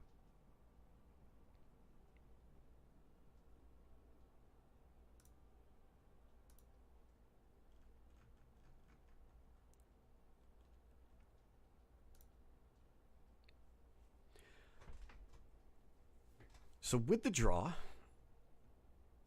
SPL maintains their ability to pick up points, especially when not favored. That's 4 draws in 5 matches. They did take 1 loss, but it keeps them in it for the playoff race. For the one tricks, certainly a little bit of disappointment there. It just seems like they were unable to get the right talent tier fight. They were unable to pick up 16 when they wanted it for sure. They were also unable to pick up the 20 as well. And it took them it took them so long to pick up that level 20 talent that they were unable to really aggressively posture over top. And the other problem with their inability to pick up level 20 is that it kept Zagara from being able to push one lane in a given direction, in towards SPL's core. Shoutouts in that game. Shiba actually came online late. Played the Genji in the first game, picked up a lot of great kills onto the backline heroes. Struggled in the beginning of that game. He was put under constant pressure by Linkin Park's ETC. Again, that was an ETC with a strong face melt build to try to push off. Hey, we're joined here by Sheej. What's happening, brother? Feeling good. We did pretty well. You know what? I agree with you guys. Those were two fantastically played games. So game 2, it looks like later in the game, what I was just talking about there was it seemed like you were really unable to get the talent tier team fight that you wanted. You were unable to pick up 16 and use that to your advantage. And level 20 also, it took a little while for you guys to pick that up, and that was a tough team fight at the end there.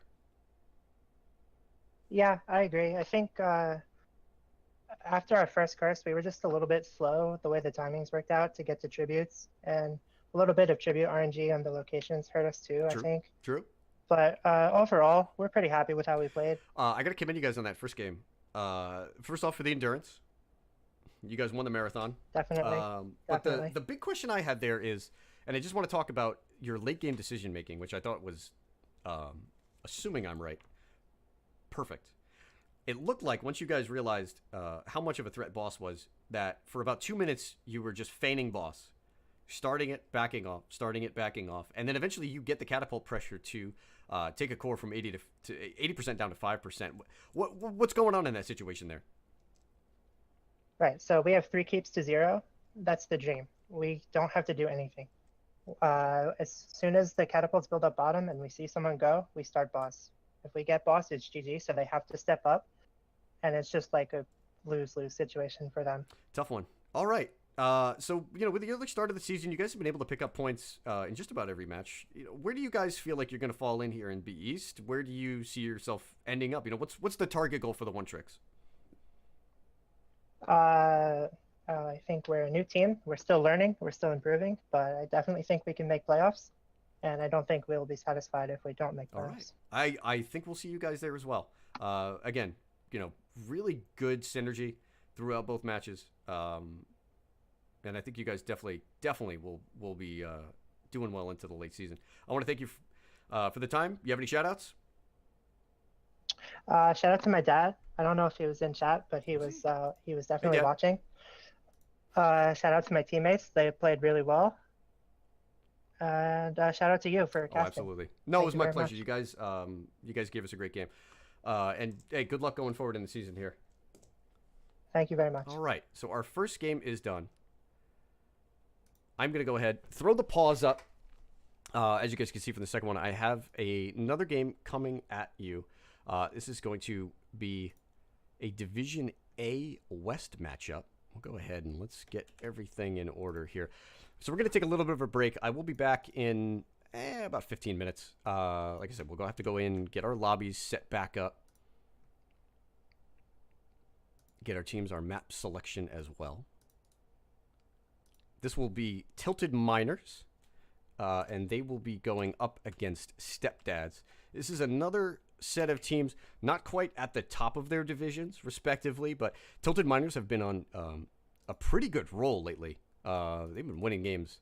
I believe they might even have 3 in a row. We'll have to check that before the second game comes in. And on the side of Stepdads, again, scrapping for points. We saw them earlier in the year. They ran into an absolute buzzsaw in the form of blasting burrows. Michaelin and the boys having great success here in the early game. I really like what they've been able to do. But like I said, we're going to take a quick break. We'll throw our little pause screen up. Again, in 15 minutes, I will see you guys back here with a Div A West matchup. We'll get our precast screen up. Don't you guys be going anywhere. I will be right back.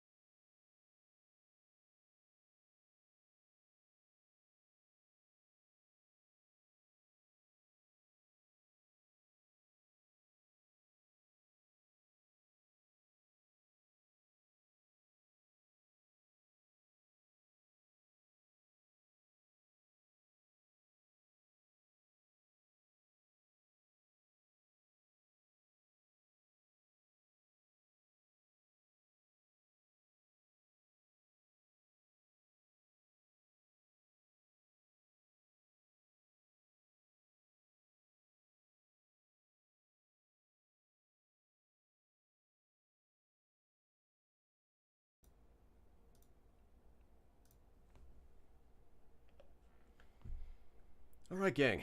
Welcome back to the lecture hall. I am your host, Professor Bobo. We are bringing you the second half of my doubleheader this evening. We move from Division B up to Division A. This is A West. We have Tilted Miners going up against Stepdads here. I just want to throw up a couple of quick shout-outs to some friends of the show before we go ahead and jump on into draft. A couple of guys here in NGS just helping out big time. You know, Crow with the overlays.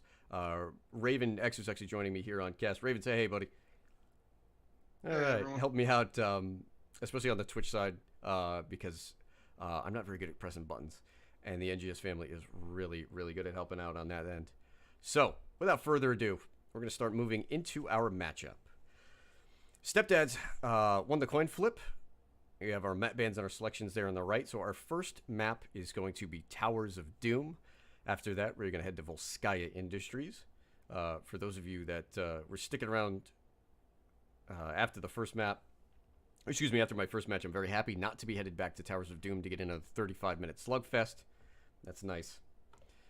Throw up our rosters here for each of these teams. You will notice that Tilted Miners here bringing a little bit of that dorm flavor. Stepdads, though, we did have them earlier in the season. I casted a game in which they ran into an absolute buzzsaw in Blasting Burrows. So we're going to see if Veles and the boys can turn this guy around. Now for the run-in. Tilted Miners on a really, really good win streak. You can see last week they actually picked up 2 wins, but you can even extract that data, go a little bit further. They have 5 map wins in a row. And on the flip side, Stepdad's struggling right now. They've been able to push games into the later stages. You know, they've been successful getting games into that 20-minute mark, getting up to level 20, but it's been a tough go thus far. They have lost 6 out of 7 maps, picked up a map win against Wedge of Destiny, but that map win was here on TOD, so that's something to watch out for. Finally, before our draft, let's just take a look at our keys to the game. Scouting reports by Zadolf. We'll start off with Doc and his patience for Stepdads. Doc Holliday right now showing up big time, leading the team. He's the only player right now above 70% on the Magical Z index. Those of us who are patrons and work the scouting reports know what that's all about. He's also, despite being the support, top on his team in terms of uptime and KDA. Started the playoff push. As we get deeper into the season here, points coming at a premium.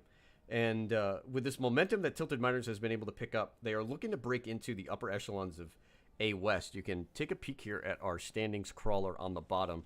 A lot of the top teams in A West undefeated right now. And if Tilted Miners wants to break into those top slots, they're going to have to keep working for those dominations. And our last point, there we go, Miners digging deep. Hoping to see a little bit of fun out of Tilted Miners. They have been willing to step out of the meta throughout the course of this season, playing some picks that are lower priority.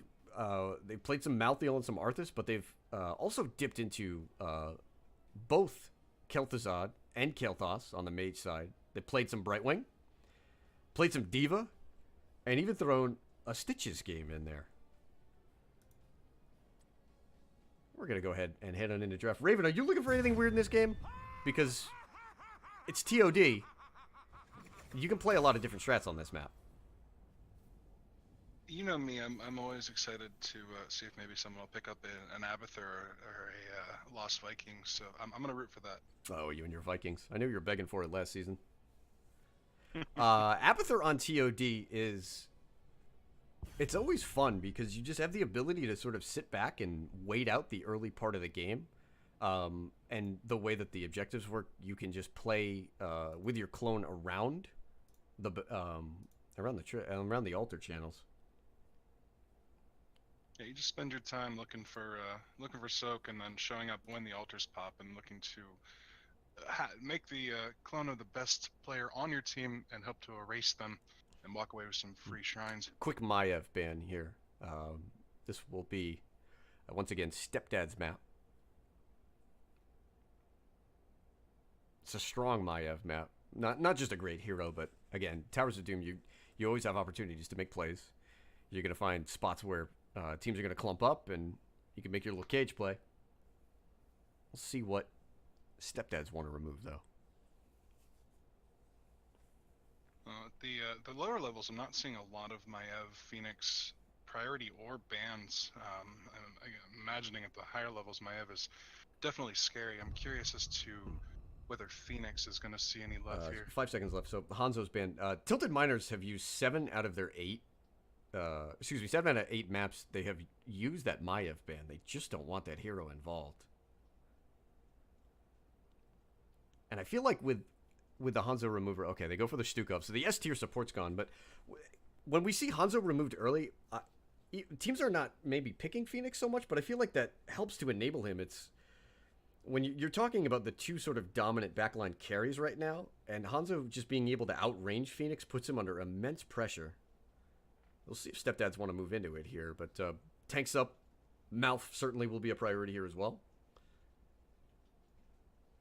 Yeah, Hanzo has killed some of the strong hyper carries such as Vala, just because they can't reach him. So you're definitely when he goes out, they do pick up the one option that is available as a long backline in the Interesting. Junkrat. Junkrat Sonya, so eschewing traditional support tank rotation, and tank support has seriously, I would probably say 75% of the games, the team with the second pick has just gone immediately into whichever support is left and whichever tank they want. As an interesting thought here with Junkrat Sonya. Well, normally you get the forced into whatever's left of between Mouth and Stukov. If you're not worried about the Mouth, or if your support's not very strong on it, you can kind of let that support drop a little bit lower down in the pick. And Sonya, they need a strong solo lane to be able to. One of the big priorities is pushing that one bot lane in. So if she can win that lane for them, then they'll have a good setup to end the game relatively quickly. So far this year, only one game not on Stukov or Malfurion for Stepdads. That was an Oriole game. I'm not sure we're going to see Oriole in this setup. I don't think Junkrat makes for a darn good battery. But Thrall and Kael'thas, I smell something. Raven, do you see this coming for Tilted Miners? Well, if they opt to throw Thrall in the solo, this is where Phoenix can actually come in and make for a great wombo with his, not the Planet Cracker, the other ult. I don't even have it memorized at this point. I'm going to call it right now. This is a Stitches game for Tilted Miners. Yep. Stitches, huh? It's a nice combo. Grab KT him, Thrall. root him, silence him. It could be. I mean, you would take the Garrosh whenever you could, but they have played Stitches this season. Not a lot of teams can say that they do. Like, especially if they ban out a tank here that would help Stitches. I think it's going to be playtime. Stitches isn't a bad option. I know Garrosh doesn't do much against Junkrat. He just sits back and pokes him all day, and that armor is almost meaningless. Stitches is even when he's in or out of the meta, it's a tank's comfort. Like if you know that you can hit hooks, it's always out there, and you have just an absurd amount of lockdown right now. You've got your wave clear with KT.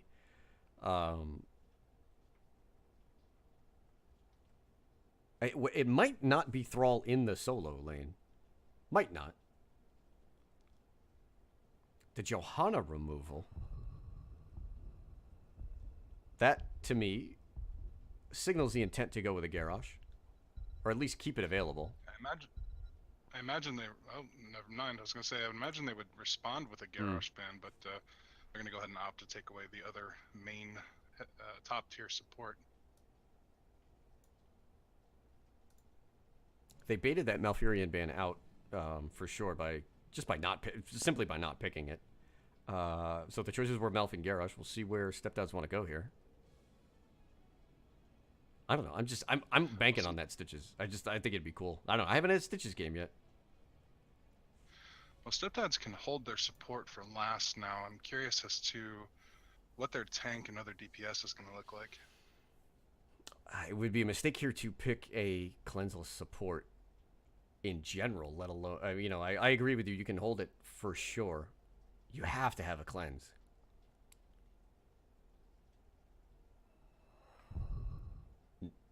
Alex Apparently Strasza. you don't. Alex Garrosh. They're gonna go for Okay. a wombo. That's what it looks like to me. Now, it's interesting. Alex Strasza doesn't offer a ton to this map. It's not major point control where she's gonna get a ton of dragon value. They're gonna hope to use it and end team fights in an explosive manner, and then go ahead and go for the objective after the fact. But if they get no value at a dragon, they're gonna be hurting. Ah, Alex Garrosh on towers. It just interesting. Again, could work. I feel like right now, you're just stitches. You might get thrown here, but I thought they were playing for it, and I want to see if that was the thought. We may again if we do wind up having tilted miners after this set, it's definitely a question I want to pose.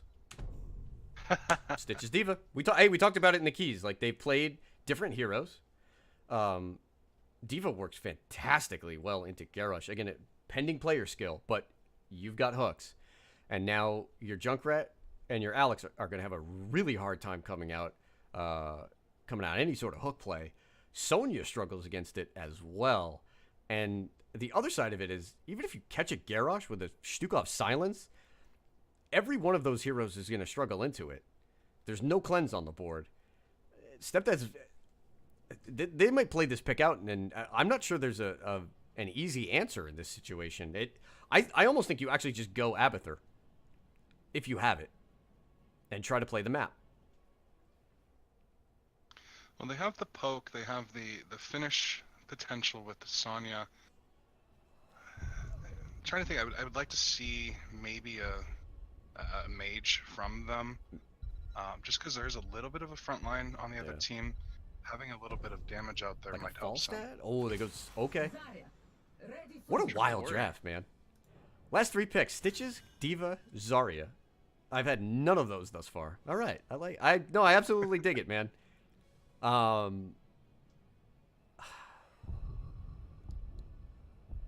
It's been a long time since we've seen Zarya. The critical thing to watch with Zarya right now is that you have Graviton Surge on a 60-second cooldown.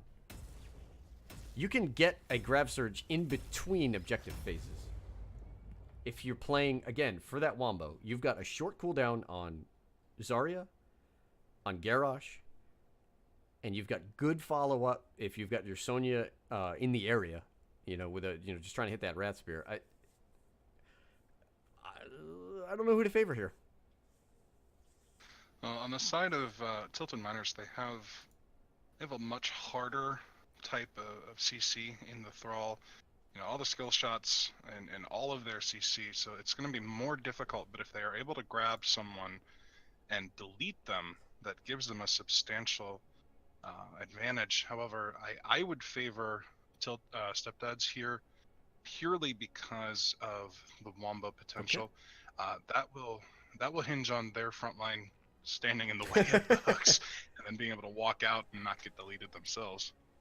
I mean, they have enough range in Junkrat that their 4-man should be able to sort of play around it. I just like that we're going to see something a little fun, something a little different here. Stitches, Definitely. Diva.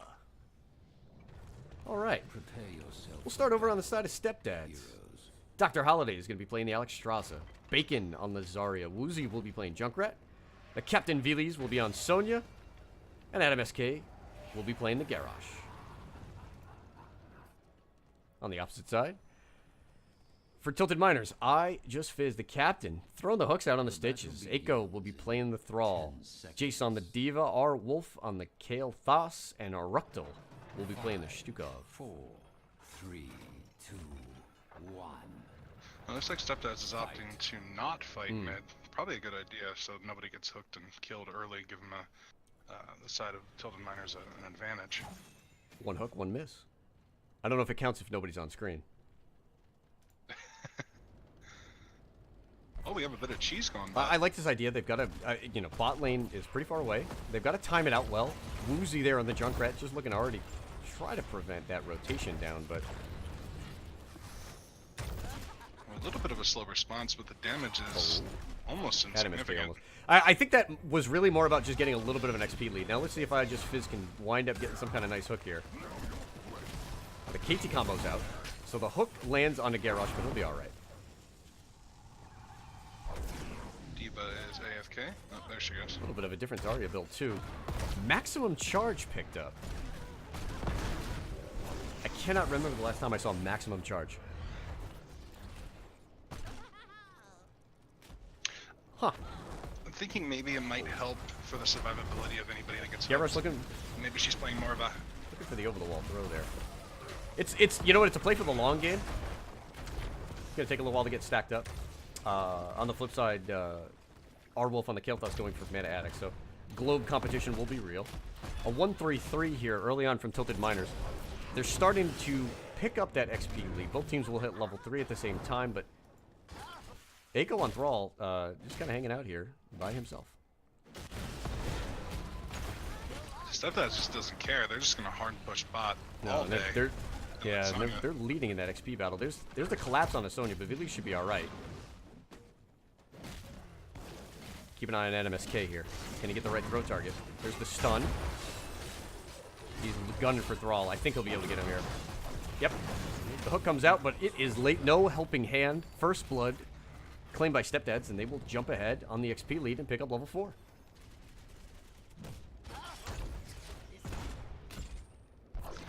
Looking to invade. The question is, do they just go bot with it again? It looks like their strat. Junkrat with the concussion mine there. There's a hook over. Interesting. It'll delay the capture a little bit, but Tilted Miner split here.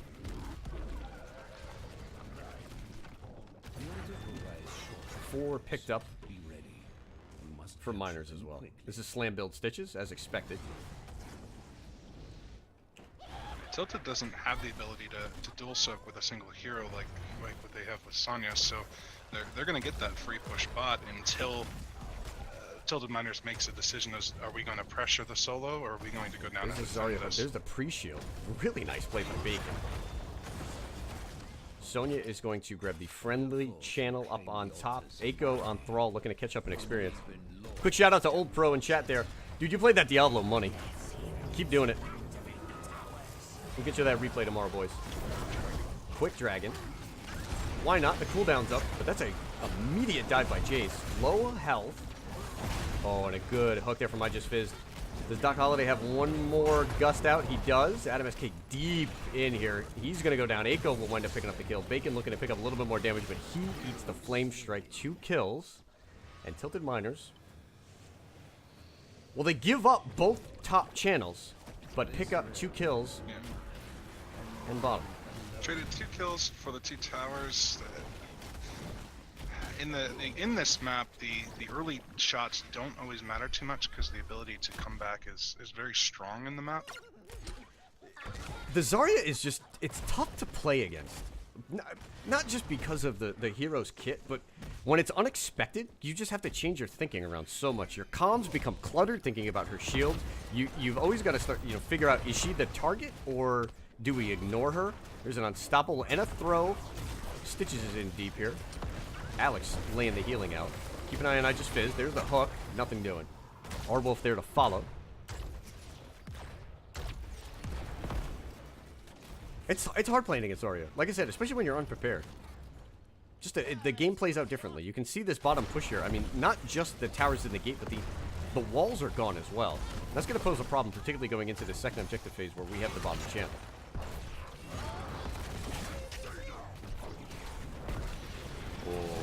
Tilted Miners haven't Oh, quite that figured out bomb. how to- Oh, Bacon didn't have a shield. He goes down. 1 for 1. Adam SK should not be able to get out of here. He procs the unstoppable, but Eiko winds up coming down. Great play by Jace. Really nice engage by them. Now Sonya should be getting this camp top. I'm curious as to what she's waiting for on that. Looks There like she the goes. call was just made. Stay up there. Villies was thinking about it. And with a half-level lead, it looks like Stepdads has the intention of letting this one go. They've got Woozy for the poke. Stitches and Kael'thas will go ahead and pick up Sapper Camp. The time is now, heroes. Claim the altars in my name. 4 bots. Sonya pushing top. Eiko on his thrall on the way down. This is Trying. Zarya's shield. Lurking Arm comes out. It gets good damage on the Junkrat. He'll mine away. That's an ambitious dragon. I'm not sure. I'm not sure if that was for safety or the intention to poke.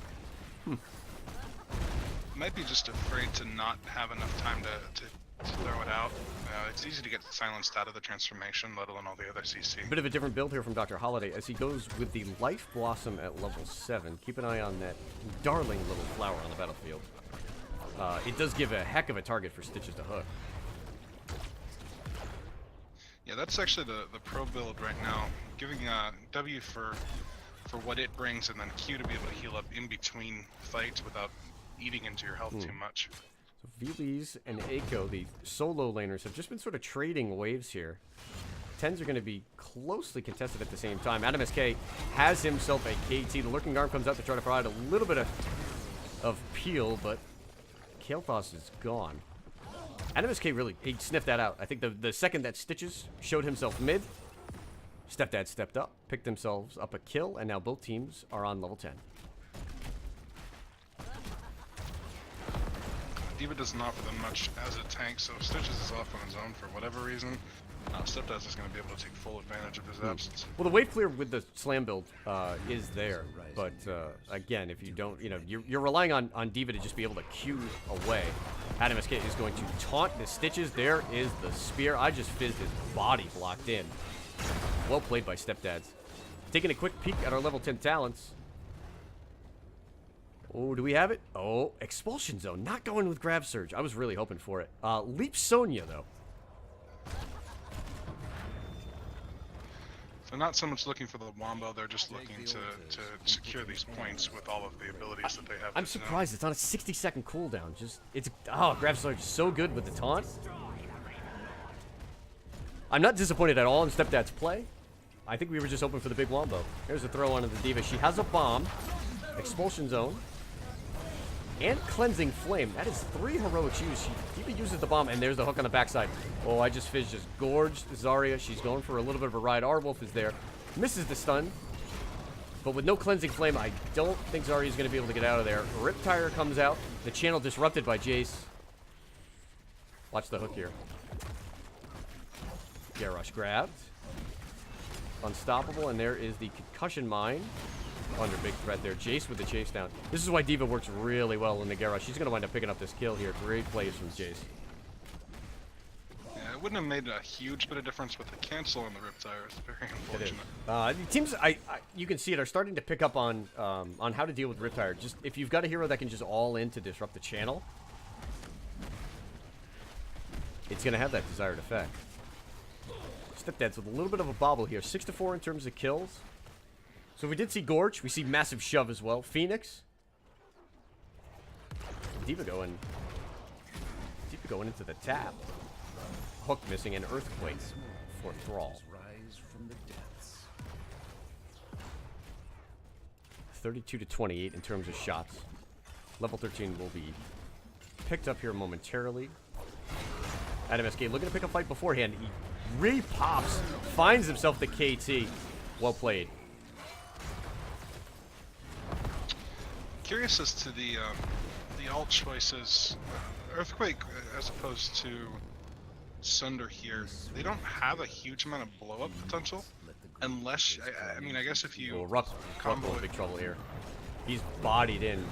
I just Fizz has to use the Gorge just to get the peel on. Ruck though looks like he's still going to wind up going down. Adam SK with the stun there. This Garrosh is on a roll. Cleansing Flame, that's for the delay, and to get the heal on Veles. Misses the spear, trying to put pressure onto Jace. He does not have a bomb yet, and Bacon will go for the channel. So just...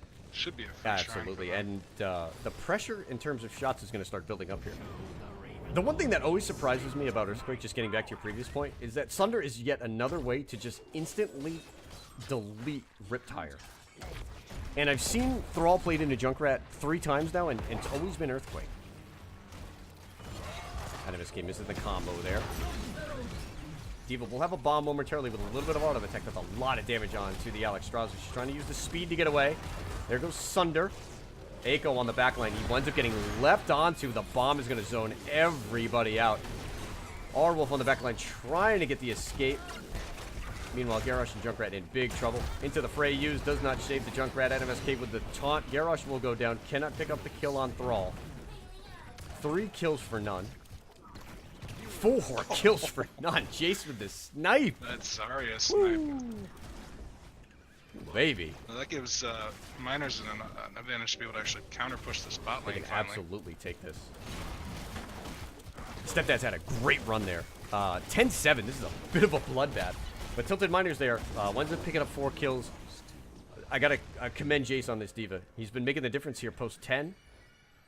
Good use of the bomb. Picking up a kill here or there. We'll see where Tilted Miners go to pick up their 16 talent. Triple altar phase. Now, looking at, actually I cannot see, let me pull up healing on the side of Zarya.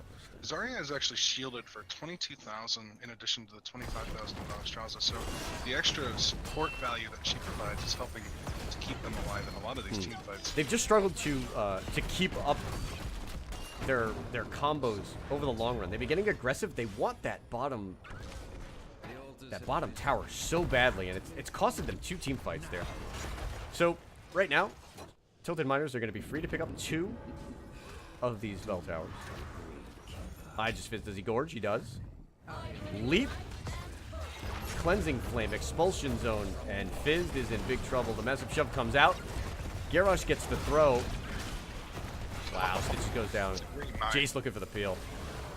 Dragon Pop, it's late. Again, just to secure and hopefully push. This should be an easy conversion here. Big bit of chaos here. Diva gets taunted, but it's in mech form. She hasn't been popped out yet. She may be able to pick up the bomb here. And there was the Phoenix. Wow. Look at the bell tower. It's unfortunate miners miners get their 16, but they cannot take any advantage of it with the Stitches being dead. I mean, I think just being able to delay that cap might be enough here. Oh, Fizz goes with the pause.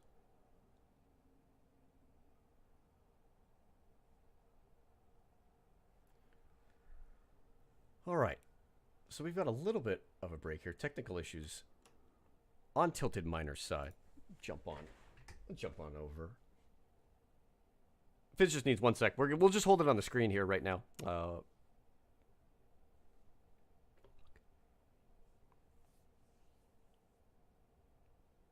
got a damage stats up there. You're absolutely right to signal out how effective the Zarya has been. 26k on her shielding. Soaked about as much damage.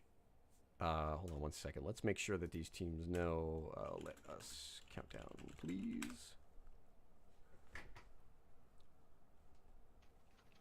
Ready to go? Yep. 3. I got it for you. 2. Oh, nope. Fizz said no. Right.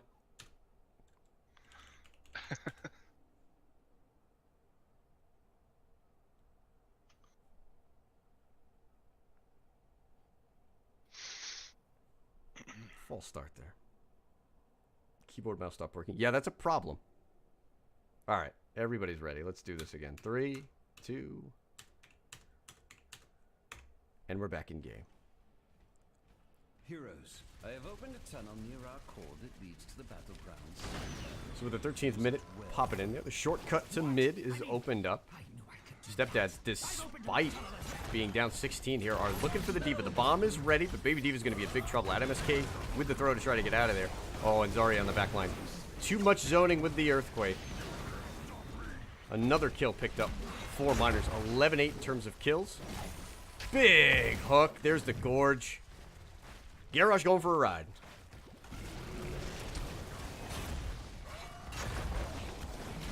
Doing a good job of keeping himself alive, but in the end, just makes no difference. Even Garrosh can't get out of a 5-man. So I was gonna say that with unfortunately with those 2 deaths, I was hoping to see on the side of Stepdads, their big, of course level 16 for everyone, but their late game with Junkrat really kicks in at 16 with his ability to continue to poke, assuming he takes down those grenades. Getting those 2 deaths, they lose the boss here. They're going to lose at least one of these towers, possibly both, if Miners decides to be aggressive with it. They could pokes, but there isn't much of a play there, so it's going to wind up being 8 shots. I would have actually, and I was kind of hoping to see this, I was hoping Woozy would just pop down and finish that bell tower off. That could have been a 2-shot swing there. We'll see late game, something to keep an eye on. That's again, not being able to convert this bottom bell tower with that amount of HP. 2 shots right there. Potentially 4. Here's the invade now from Stepdads as they're even on 16 tier.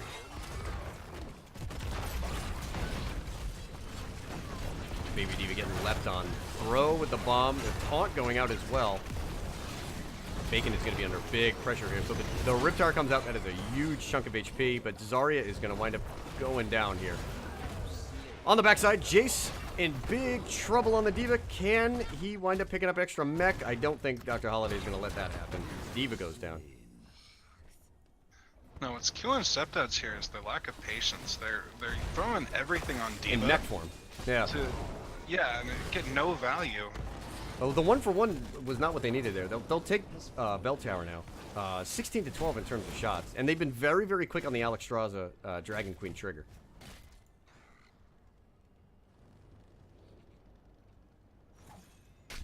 Fizz, check in camp. Maybe an invade on this camp? The altars rise again. It's Zarya and Diva out of action here. Adam SK looking for the flip. Here's Veely's. Adam SK should, does he have his unstoppable? He does, but he's taking a ton of damage. Walks through the silence. Phoenix is going to wind up putting him low. He's got 20, 10, 5. the dots. The Stitches DOTs. He came to play.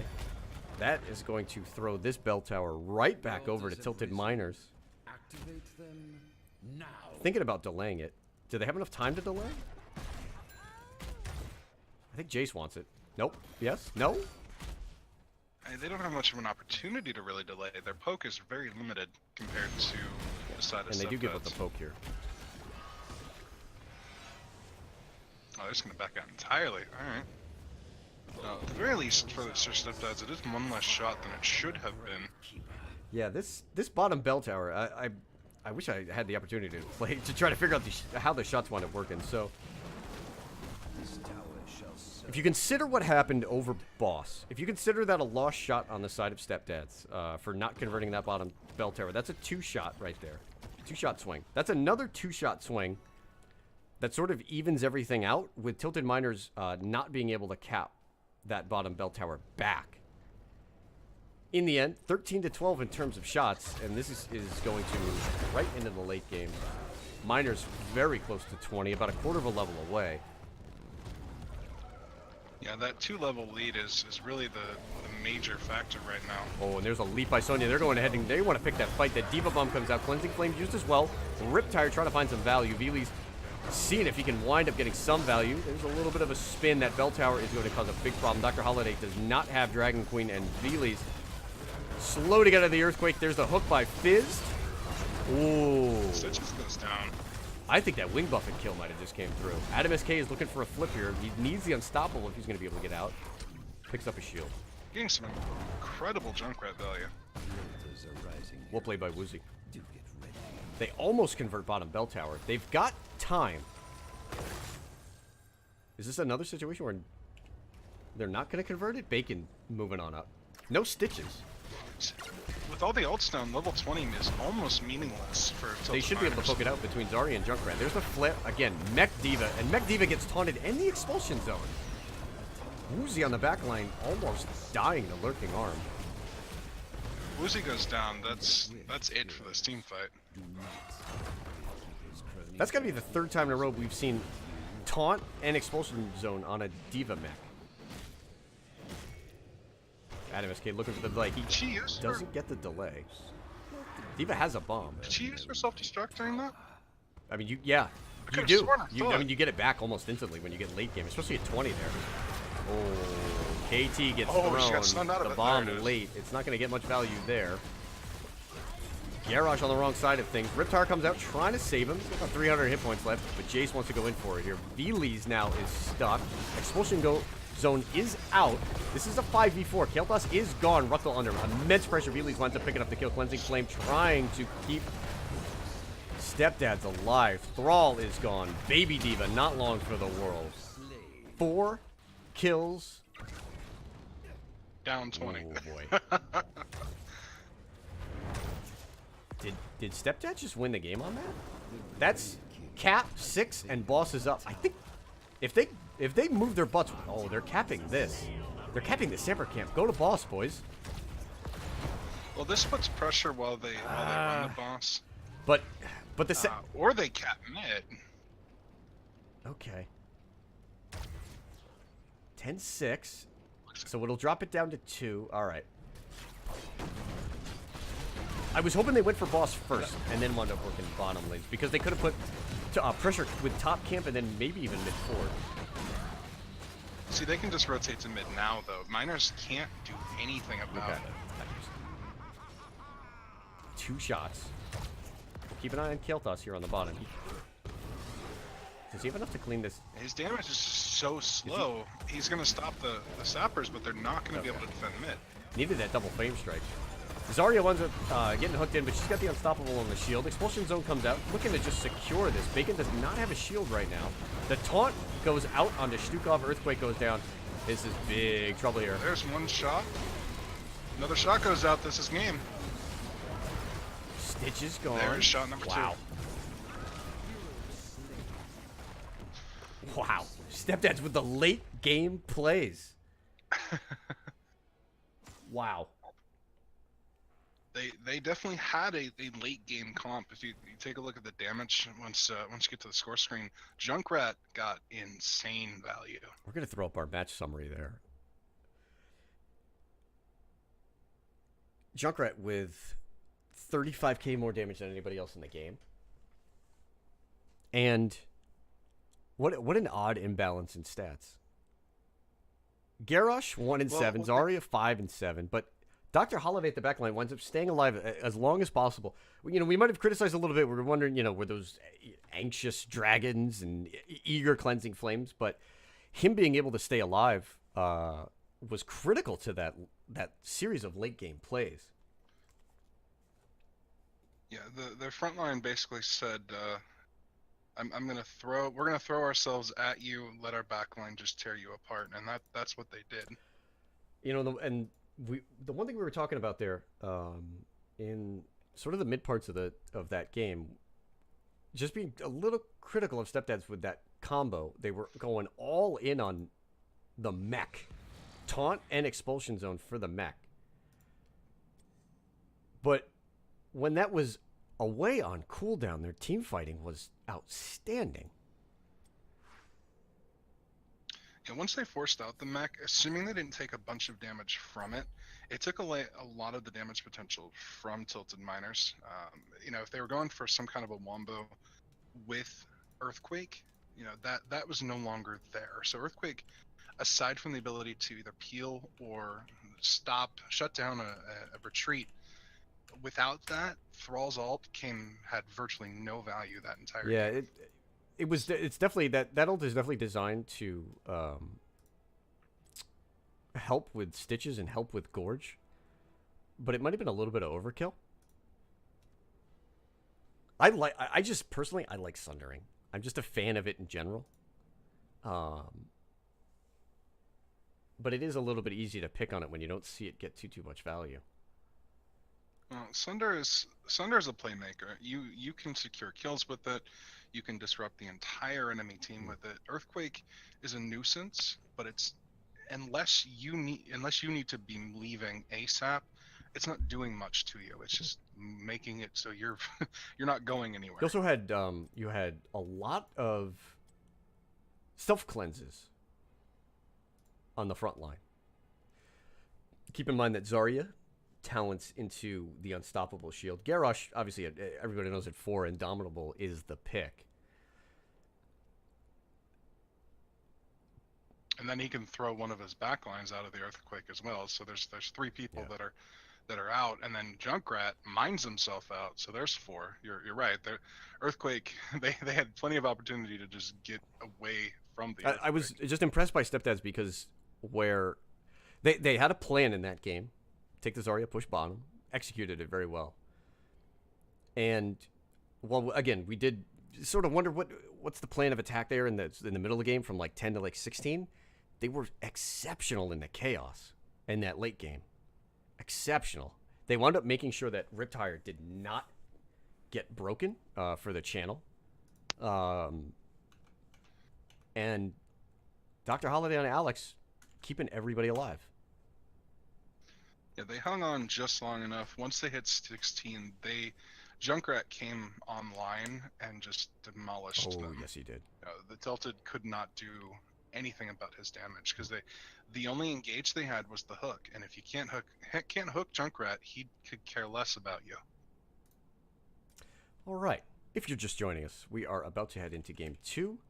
This is our Week 3 matchup between Div A West teams. Stepdads with the upset in Round 1, taking a superb late-game team fight, taking a map off of Tilted Miners. This is the first map that Tilted Miners have lost, oh boy, since Week 2. They have not dropped they were on a 5-map win streak, disrupted there. Again, very well played. That chaos of the team fight, and the one thing, we talked about the early shots, were they going to wind up having value, and late game, you were counting them down, man. Yeah, that's where it comes down. I've had more than one game where it comes down to one shot a piece or one tower a piece, and it's anyone's game at that point. So, we move on to Volskaya Industries. This is the map selection of Tilted Miners. Love this map. You do. It's second. My team, this is... I'm going to give away our secret, but I don't think it's a secret at this point. Infernal Shrines and Volskaya. I want to hold a point, and I want to blow your team to the sky. It's, so like, one thing that's been interesting, I've been seeing this a lot. Teams have been banning Dragonshire out. And I've been seeing a little bit more Volskaya. And the two big differences between those maps, Dragonshire being an old school map, which relies on precise rotations and a lot of rotations. and on a map like Dragonshire, there's so much give and take. You go to a map like Volskaya, not only are you able to play a very comfortable offlaner who's secure in bot lane because of the way that the conveyor belts work. So you've got your 4-man rotation top. You've got a predictable set of points for you to set up and defend. But the other factor in this map that I think is undervalued is how little the camps matter until after the objective takes place. There's, like, right now, with the early power on the Protector, there's really no split push value. Like, you have to show up, and you got to fight over it. Yeah, the objective from the go, the Triglav is very powerful. But I will have to disagree. The camps really do matter when it comes to those points. If you get a support camp, and even just one turret, you got a pretty good chance of just holding that the entire time. You can't. You expect everybody to sort of have their things, set and ready. It's just, like, the map kind of changed. Like, if you remember when Volskaya first came out, it was all about avoiding the first protector, right? How do we split push? Oh, yeah, split push, right? All day. Like, you would throw out your stacking heroes, and not, like, we still see Junkrat and Chromie, but, like, we were seeing a lot of Nazebo.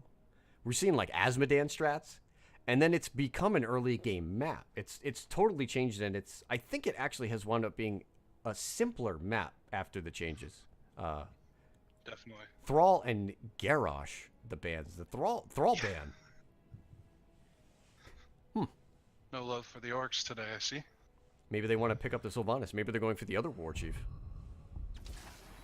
See, the Thrall ban, Thrall wasn't very effective for Tilted Miners that game, so I'm curious as to what maybe they're afraid of the potential wombo that could come out on the objective this game. This could also be maybe there's something to do with the offlane. We'll have to see how this draft develops. First pick Junkrat. I don't have a problem with that. I know you don't. He's great on this map, and it was played extremely well in the first game. Yeah, and the Hanzo is the appropriate response to the Junkrat, so I'm excited to see a little bit more of a standard match here and have a little bit better understanding of what our teams are doing. But they could still surprise us. So we've got our long-range poke heroes. Maiev available on Volskaya. That seems odd. Tilted Miners again. We talked about in the pregame. 7 out of 8 maps, they banned the Maiev out. Obviously, with her making it through the 2-3, I mean, this is a bit of a tell. Maybe they just don't play that hero. I would love to see, my team. Oh, I know. Again, my team. Oh, I know. Listen. This is scouting. Raven likes to put people in the cage, and then he likes to put a tire with a bunch of explosives into that cage. You guys have been. Okay, we won't play that against you. You guys have been popping that combo really well. No, I wouldn't let it get through draft. So don't worry about it. But we do see an Alexstrasza that is again another one of our picks.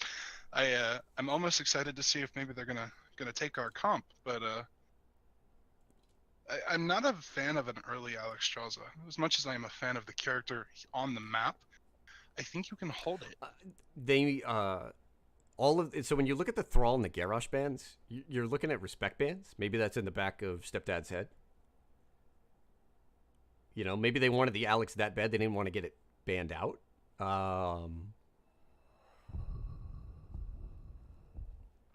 And I think maybe Dr. Holiday, flexing a little bit with his team. He wants that early Alex. It may be a comfort for him. I've seen that people enjoy Alexstrasza. I was not a fan of her until my team decided to start running this kind of a comp, and it's like, oh, hey, she's great. Her heal output is exceptional, and they're despite the lack of a cleanse, there's a lot of tanks that have their their own self cleanses. Garrosh obviously being removed, but with Johanna moving up in priority, she's just a safe hero. They did go with a Sonya, but Blaze doesn't need a cleanse. Even when you're taking Adrenaline Stim Pack at level 1, it's not necessary. So she's got room, and I think you can make the argument that, especially with the map rotation we're seeing right now, Alex is a valid third support.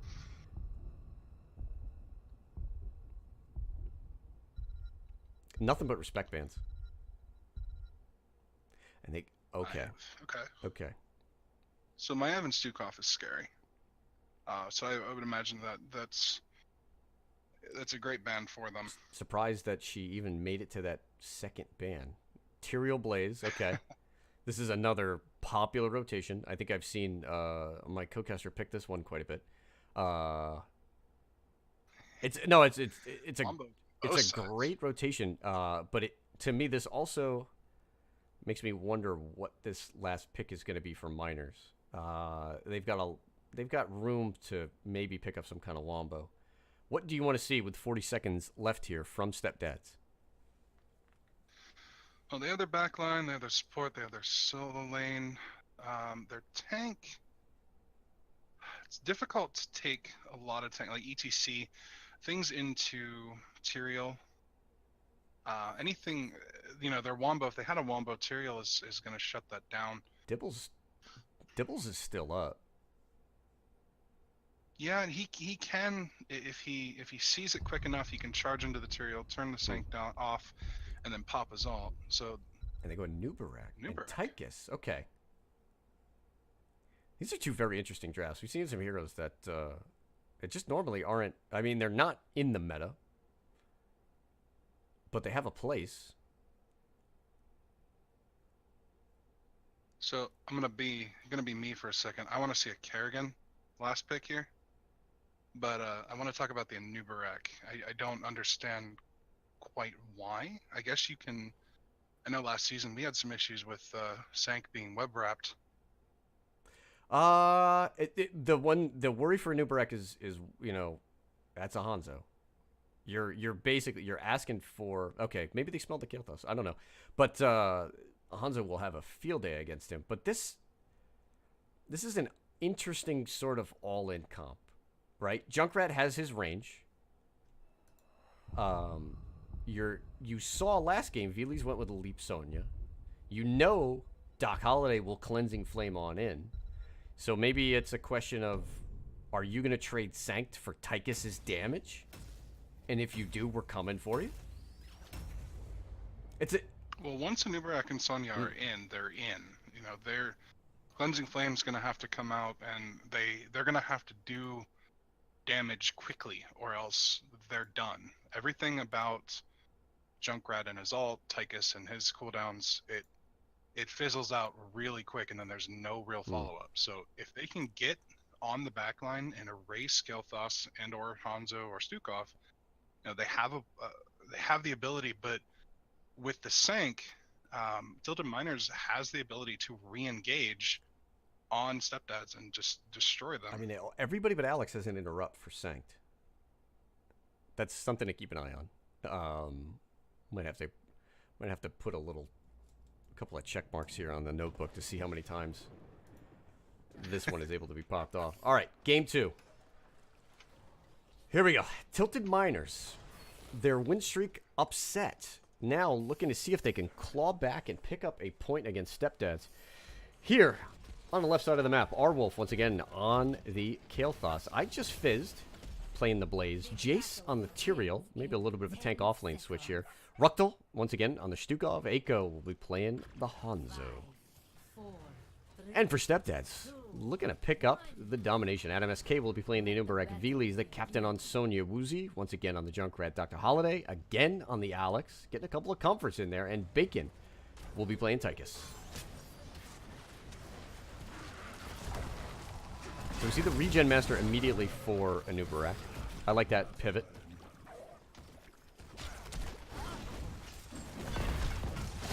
Block for Sonya. I do not like a block against Blaze. It's a lot of... oh, heads up there. Adam SK looking for the burrow in on the Blaze. We'll see if it winds up getting value. There's a lot of big, slow auto attacks between Stukov, Kael'thas, and even Hanzo. Block, as a talent, always gets really good value in the early game. Adam SK under big pressure here. Is Jace going in for this? He does. The Lurking Arm should convert that kill. First blood going over to Tilted Miners. That was a little bit aggressive. That's a dead bug. He held that E for a long time. But what we were getting back to with block, it always has really good early game value. It starts to peter out as you push into 13 and 16. Always. I was going to say, even in the early game, if you're not able to land your abilities on Blaze, he's going to out-sustain you, and he's going to out-wave clear you.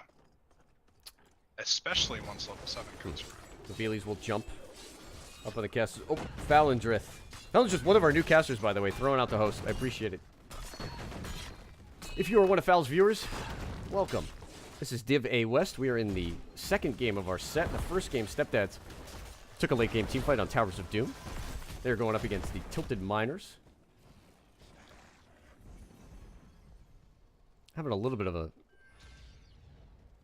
fun bit of the meta here as we see Anubarak come out. We see 2 Alex games, 2 Kael'thas games. Level 4 picked up here for the Miners.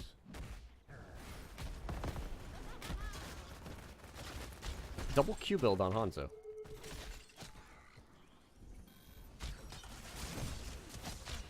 I swear, if you get 5 Hanzo games, you're going to get 6 different builds.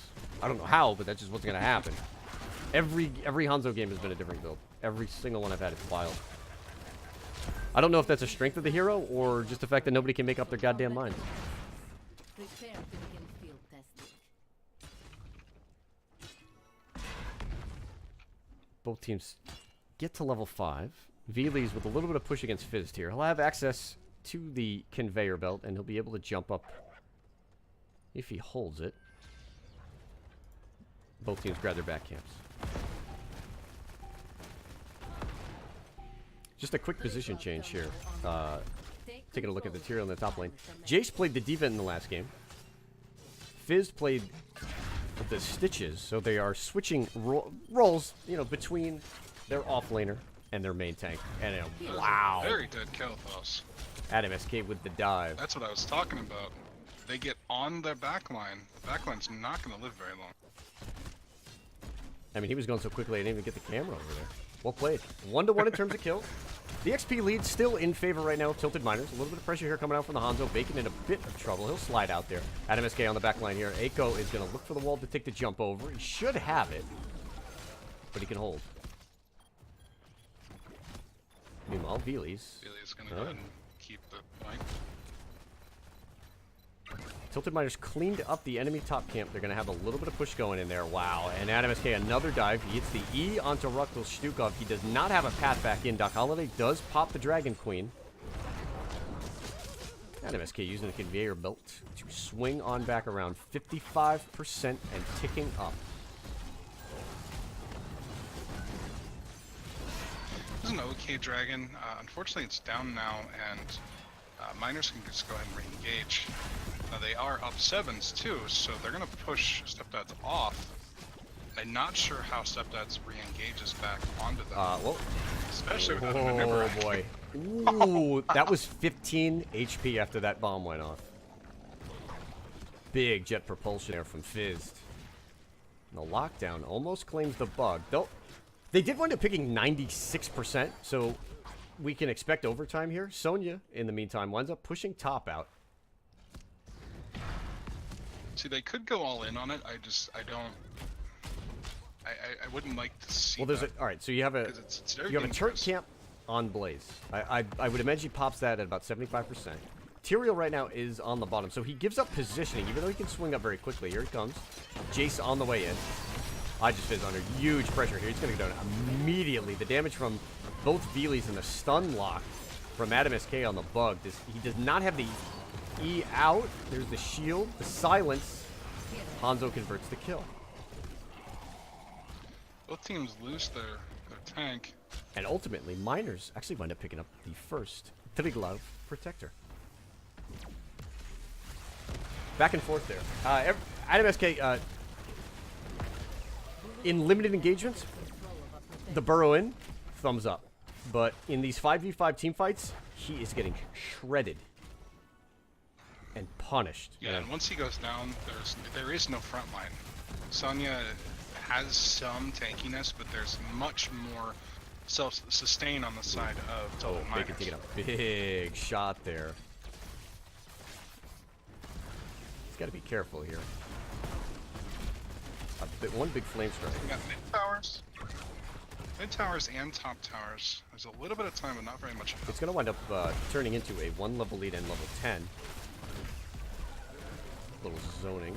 More of a lead if they happen to pick up some kills with it. So Blaze and Sonya are down in the bot lane. The question is whether or not, now that they have 10, do we see Miners all in this fort? They back off.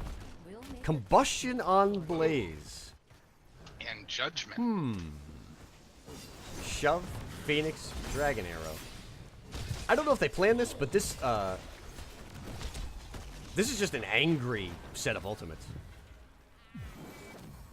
Yeah, this is telling Step, stay away from me, or we're going to blow you up. They have plenty of targets between Alex and Junkrat, and the way that Anubarak has even been chunked down, you can make an argument that Anubarak with no cleanse on Alex can be just beaten up here. Watch the damage he's taking. Okay. Well, the thing is they've shown that they can remove Anubarak from the equation without alts. So if they do that, they then keep going alt the squishies of Stepdads and turn fights very quickly. This was the map pick of Tilted Miners. So, you know, again, we're seeing the non-meta heroics, but very clearly this is part of the plan. Oh, that mine. Stukov Oh, maybe that mid. mine. Well played, Woozy. Throwing the Admiral back over the gate. Grabs the healing item over the gate. This is mine. Cheeky play. Leap, Cocoon, Odin, Cleansing Flame, and Riptire. Maybe looking for a little... Oh, alright. I was afraid Adam might have overdone that one there. But I like the aggressive Anubarak. The only way to play Anubarak is is aggressive right now, given his low health pool, given the preponderance of just physical damage that just about everybody's comps are playing right now. You can't be on the defensive with that hero. He doesn't survive poke for very long. The eternal battle on bot lane right now. We see the gate gone, a little bit of tower damage here. Fizz will wind up rotating up. Same on the opposite side. So after all that mess, Structure's fairly close to even. It's still a 1-level lead for Tilted Miners. We got a top engage here. Adam SK has found Stukov, but backs off. 30 seconds left. Oh, Alex is in big trouble. We see Judgment. Yep, there's the arrow. And she gets the Cleansing Flame off. Stukov stuck in the cocoon. Steve Stepdad wants to turn this around. Kel'Thas is nearly gone. That Riptire winds up hitting Hanzo. He jumps over the wall. Woozy in big trouble. Doc Holiday in big trouble as well. Tyrael with the auto attacks winds up confirming the kill on Alex, but Bacon uses the Odin. And there's the leap onto KT. 2 for 1 right now. Stepdad's keeping the momentum going. Veely's almost does not quite get the Stukov. Hanzo was very aggressively positioned there. If he had been a little bit farther back, that probably would not have been taken. You can see what he was doing. He was just hoping to get the kill on Woozy, and he quite nearly had it. And Odin to confirm the kill on the Shimada. Now we still have 3 ults up on the 2 because Shove's always ult up. Phoenix and Combustion, so they can re-engage once everyone's alive. Judgment will be back up. Arrow will be back up. So the early Ult's still going to be 25 seconds on the side of Stepdads. and those kills and the heroic trades do allow Stepdads to pick up 13. There's the Judgment yet again on the Alex. Both Blaze going in and the Dragon Arrow. Oh, Doc Holiday again just sneaking his way out of there. Veely's trying to work his way back. Tyrael is in big trouble. Remember, this Tyrael does not have Sank. There's the kill. Veely's will likely go down. Trade value? No. No. Adam SK burrows out the Riptire to zone, and all of a sudden Stukov is in big trouble. He's at 200 health points. Tychus trades out. Doc Holiday trying to work his way through. Something I want to find out in a post game is I wonder if there's a communication issue going on with that Judgment, because there's no real follow up to it. The arrow goes out. It was blocked on the last attempt. Another set of kills going on, so this Triglav may not get any value, but yeah, that's a big thing for them. They get the but is it a kills, win? and then the Triglav. I mean, is it a moral victory? I guess I don't know. I'm trying to frame this the right way for Stepdads. They're keeping themselves in it. No, for Stepdads. I mean, they're keeping themselves in it, but the other thing you talked about, that's a late game comp for Stepdads. The longer they stay in this game, the stronger they should get. Silver linings. Well, let's see. Silver linings. 6-6 in terms of kills. Taking a look at the talents, Hanzo's almost finished his target practice. I'm not sure who he still has yet to hit. Alex finishes W quest. That's a big power spike there. And she went for W at 7. This is aggressive without 16 from Miners. We'll throw these talents back up. Stepdads, are they going to give this up? They're going to Odin for it. They want the camp that badly. Adam SK has the bomb on him. He is rooted and he is in big trouble. That silence pool is going to convert that kill. Veely's on the backline. Combustion from Aegis Fizz. He does get knocked out by the Junkrat mine, but Odin is in a huge chunk of trouble. Good bit of spin there. Another little zoning Junkrat Riptire and no kills. This game's that Riptire could have been huge. these games have been exhausting. 8-6 in terms of kills. We had 30 kills in the first game. We're at 15 now. We're about halfway through. Now with that second team fight loss, they're going to be down 2 levels. 16 likely won't be up for them. They might just They're get going to it. need this kill on Hanzo here. That'd be huge. Gotta wait to jump out. Cue Benny Hill soundtrack. Yeah, he jumps Oh, too the soon. spear by Veely's. That was What? nice. That is not what Tilted Miners needed. They had a nice lead in Hanzo. Unfortunately, And now they're going to open up bot lane. The spear on the conveyor belt. Everybody likes seeing it. because an Overwatch hero with high mobility just went down to a Diablo hero. We did it, Reddit. Doc Holliday's gonna pop Dragon Queen. They want this fort badly. Beely. Yeah, there's been very little pushing the whole game. No, they need to get to 16 with Junkrat before they're really gonna start to spike. It's close. And the other thing about that, that's no dragon for the objective. No, I would have liked to have seen them, instead of going after the fort, convert that well.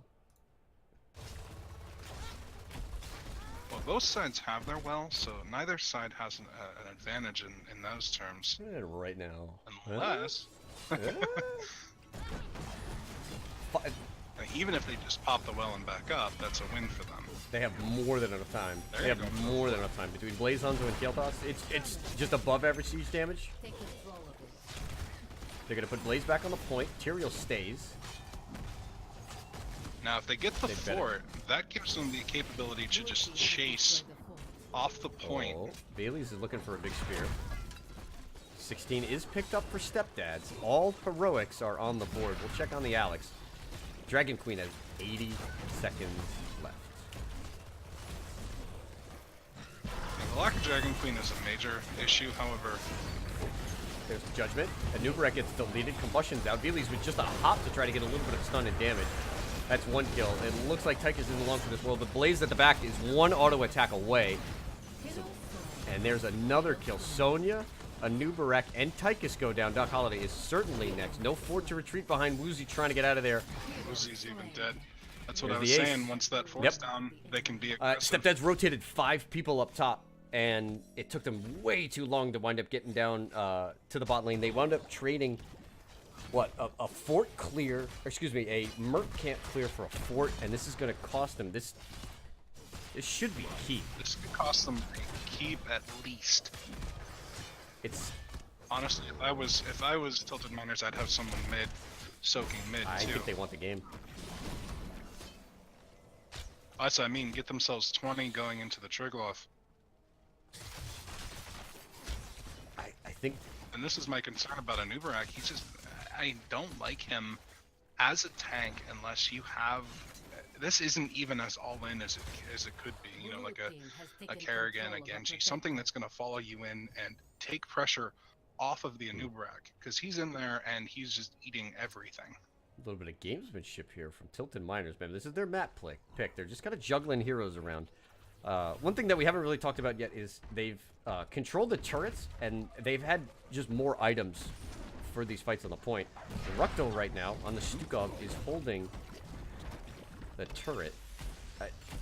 They'll get 20 on the keep. 2 kills might be it.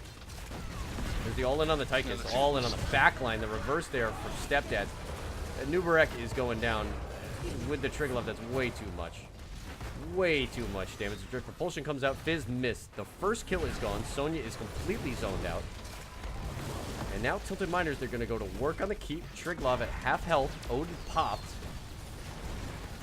There goes the keep.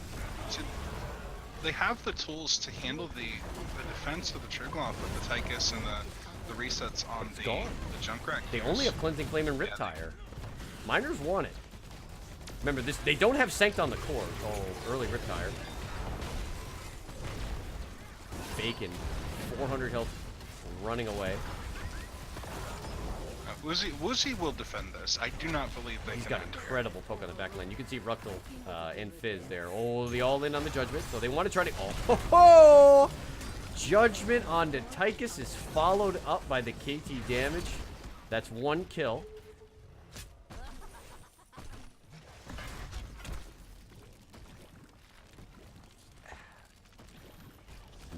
There goes the I shield. think they're ambitious. They're being ambitious here. If they don't kill, Oh. they're getting a lot of The damage. Cocoon on the Material Blaze is caught out as well. Adam SK finally gets the engage that he wants. They're going to use the Combustion to try to get the counter kill. Sonya goes down. Stukov was traded out, and Nubarak is out. Oh, boy. Fizz lives. I still think it was a bit ambitious, but you know it worked out.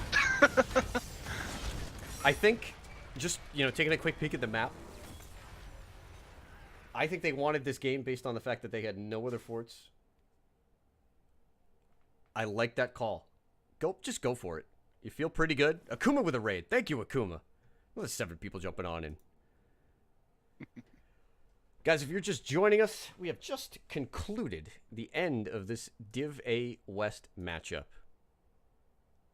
Tilted Miners, their win streak upset. They come back on Volskaya with Judgment Combustion.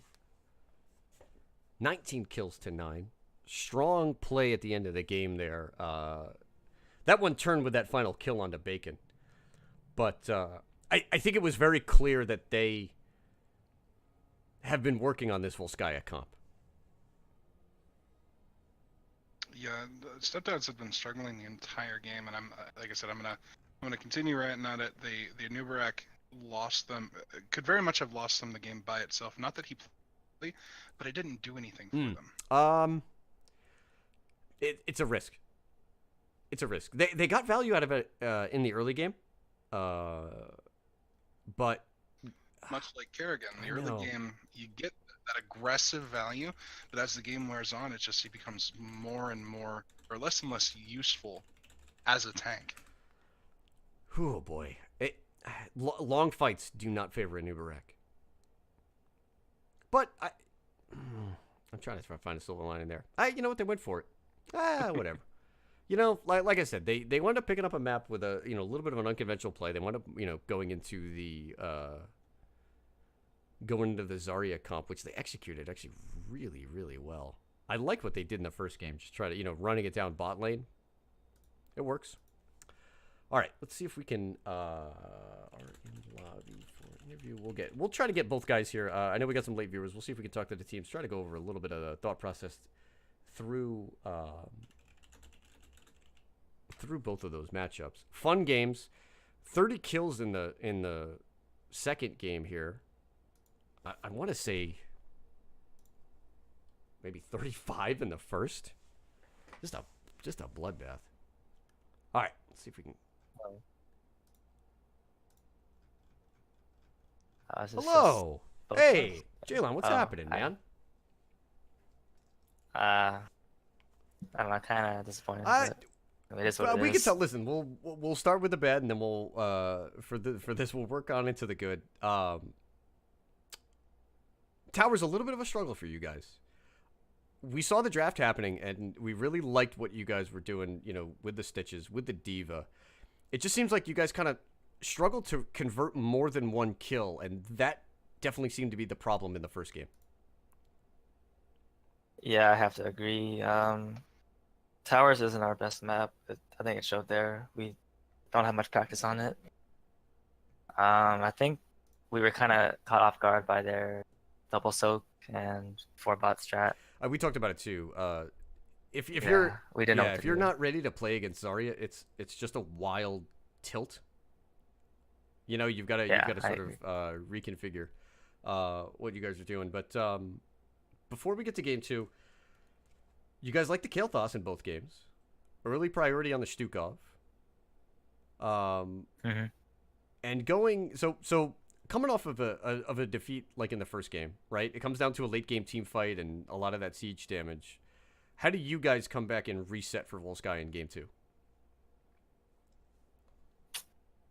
I mean, yeah, we were disappointed, but I thought we played well enough to keep our heads up. I mean, we didn't do terrible, but Just a close one, man. it was relatively close. I definitely thought that they outcomped us. We definitely lost in that aspect, in my opinion.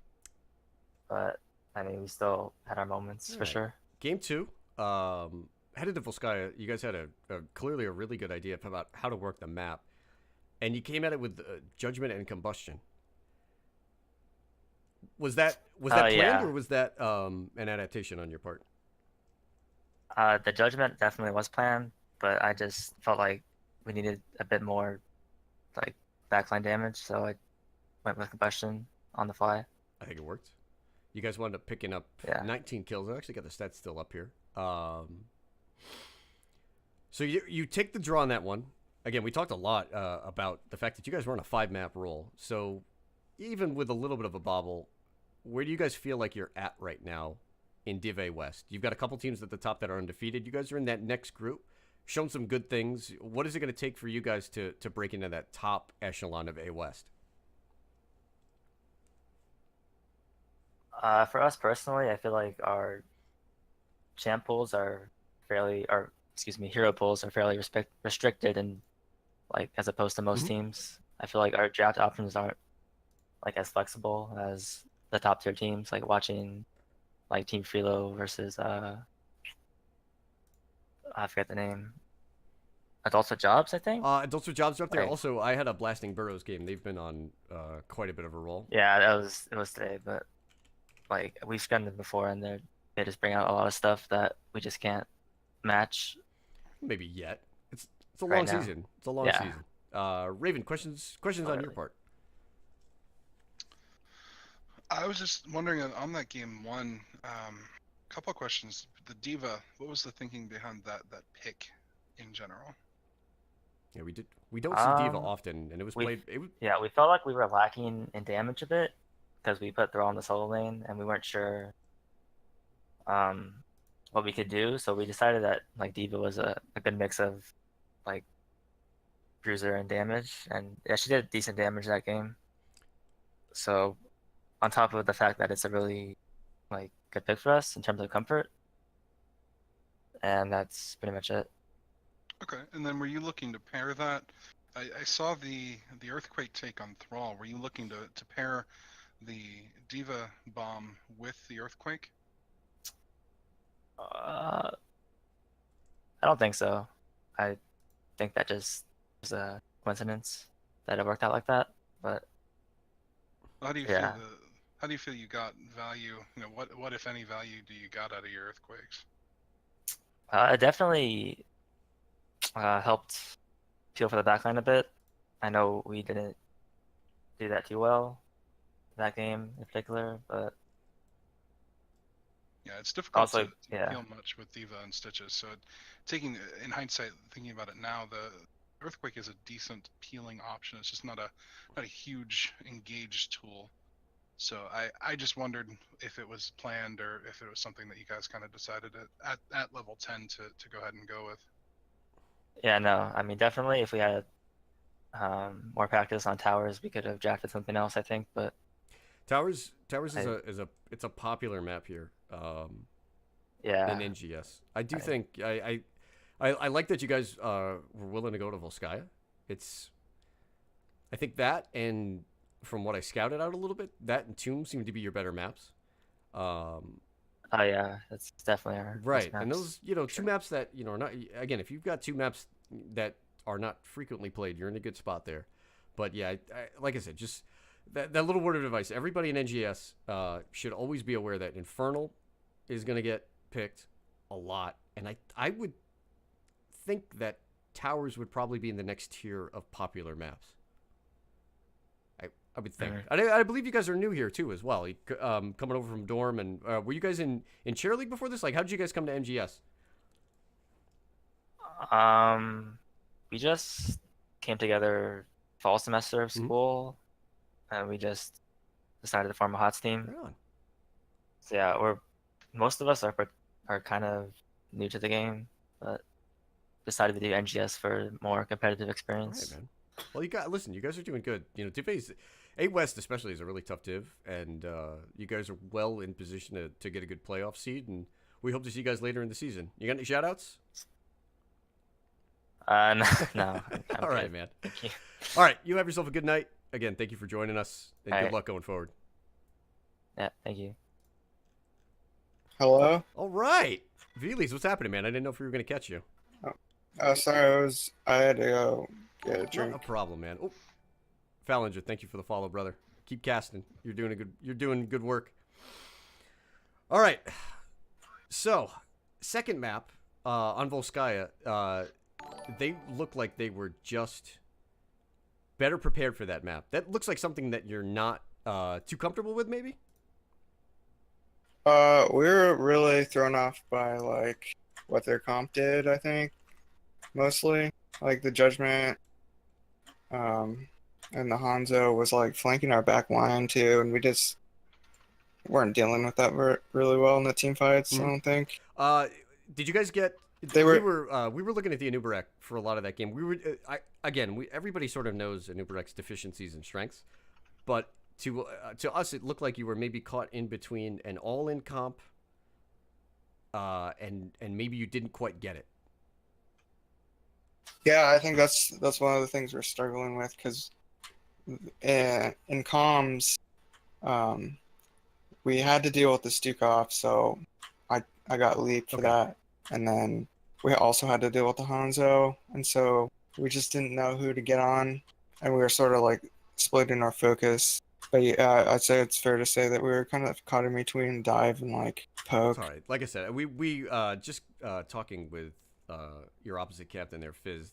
That's a map that they like, and that again they were really well prepared for. I think they had a good plan. And Volskaya, not a map that we see all the time, so it does catch up on teams. But the Yeah, that that I first was game, that yeah, actually, I was just telling my team like we definitely had a game plan for our map, and they had a game plan for their map, and I think that showed each round. uh, you guys pulled out ahead early, flashed the Zarya. They were definitely not ready for that. Fall behind a little bit in the mid game. I think you guys got caught maybe focusing Mech Diva, but what's going on at the end of that game? That just Man, chaos. You guys excelled in the chaos. I don't even really know, honestly. Like the last fight that sort of propelled us to the win. It was like all over the place. Um, maybe we're really good in like scrappy fights, I think, because our team fight is a little weaker, so we excel in like those crazy, just like things are everywhere kind of fights. I think that's what it Well, right turned on. I mean, into. I don't know if you, I don't know if you guys knew that you actually broke up Tilted Miner's 5 game map win streak there with a heck of a team fight. Um, Yeah, I have to go back and watch that that to actually see what I don't think I happened. called that very well because, like I said, it was just chaos. And then all of a sudden, you guys were alive and they were not. Yep, that's exactly Right how it on, went. man. All right, Raven. Questions for Veles? No, I think you covered basically all the questions I had. I think you guys played the comp that you put together really well. Game one and just game two, it couldn't quite get it together. Late game, the Junkrat game one, you guys got immense value out of it, and it didn't show up game two. And I think that had mostly to do with just their comp versus yours. You weren't able to just sit and poke them out like you did game one.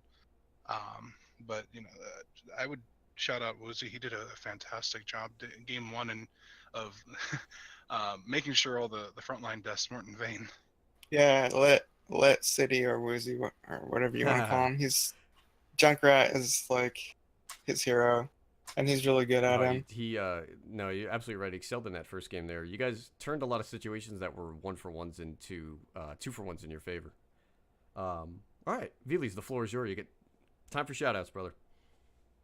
Oh God.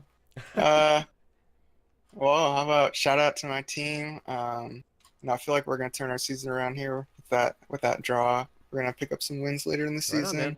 season. Uh, yeah, I want to shout out to Honk Hunter and Azerman too for being on past teams with me. Really appreciate you guys sticking around and subbing in when we need him. Yeah, and that's. Oh yeah, also shout out to the guys from Greek Economy, um, giving us tips and stuff to how to improve Right ourselves. on, man. That's Hey, it. listen, big. Even though it's 1 point, that was a big pickup for you guys, and hopefully that'll propel you guys up a little bit higher in the standings and get you securely in the playoffs. Yeah, hopefully that's what we're All shooting right, for. Veles, good luck. Thank you Thanks. for stopping by. Appreciate it. Yeah, thanks for Oh, casting me. always, man. My pleasure. Absolutely my pleasure. Thank you. Bye. All right, Raven. That does it for us. Yeah, I appreciate the invitation. I had a Oh, blast man. Hey, getting to coast with you. right on. We certainly got a couple of kills. I got to go back. I think That might have been 70 kills between the two games. I might be overinflating that, but that was a lot of fun. And for you guys that are out there right now, let me just go ahead and do this too. Throw this guy a follow. Raven is another one of our new casters here. How many? You're picking up quite a few games a week, actually.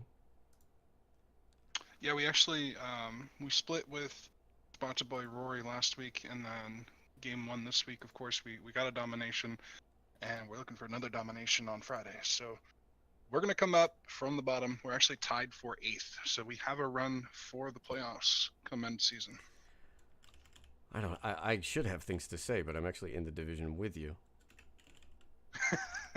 So, let me get this. Let me make sure I get this right. I'm going to flash this chat. Throw some more follows out there. Twitch.tv/RavenX. Am I correct?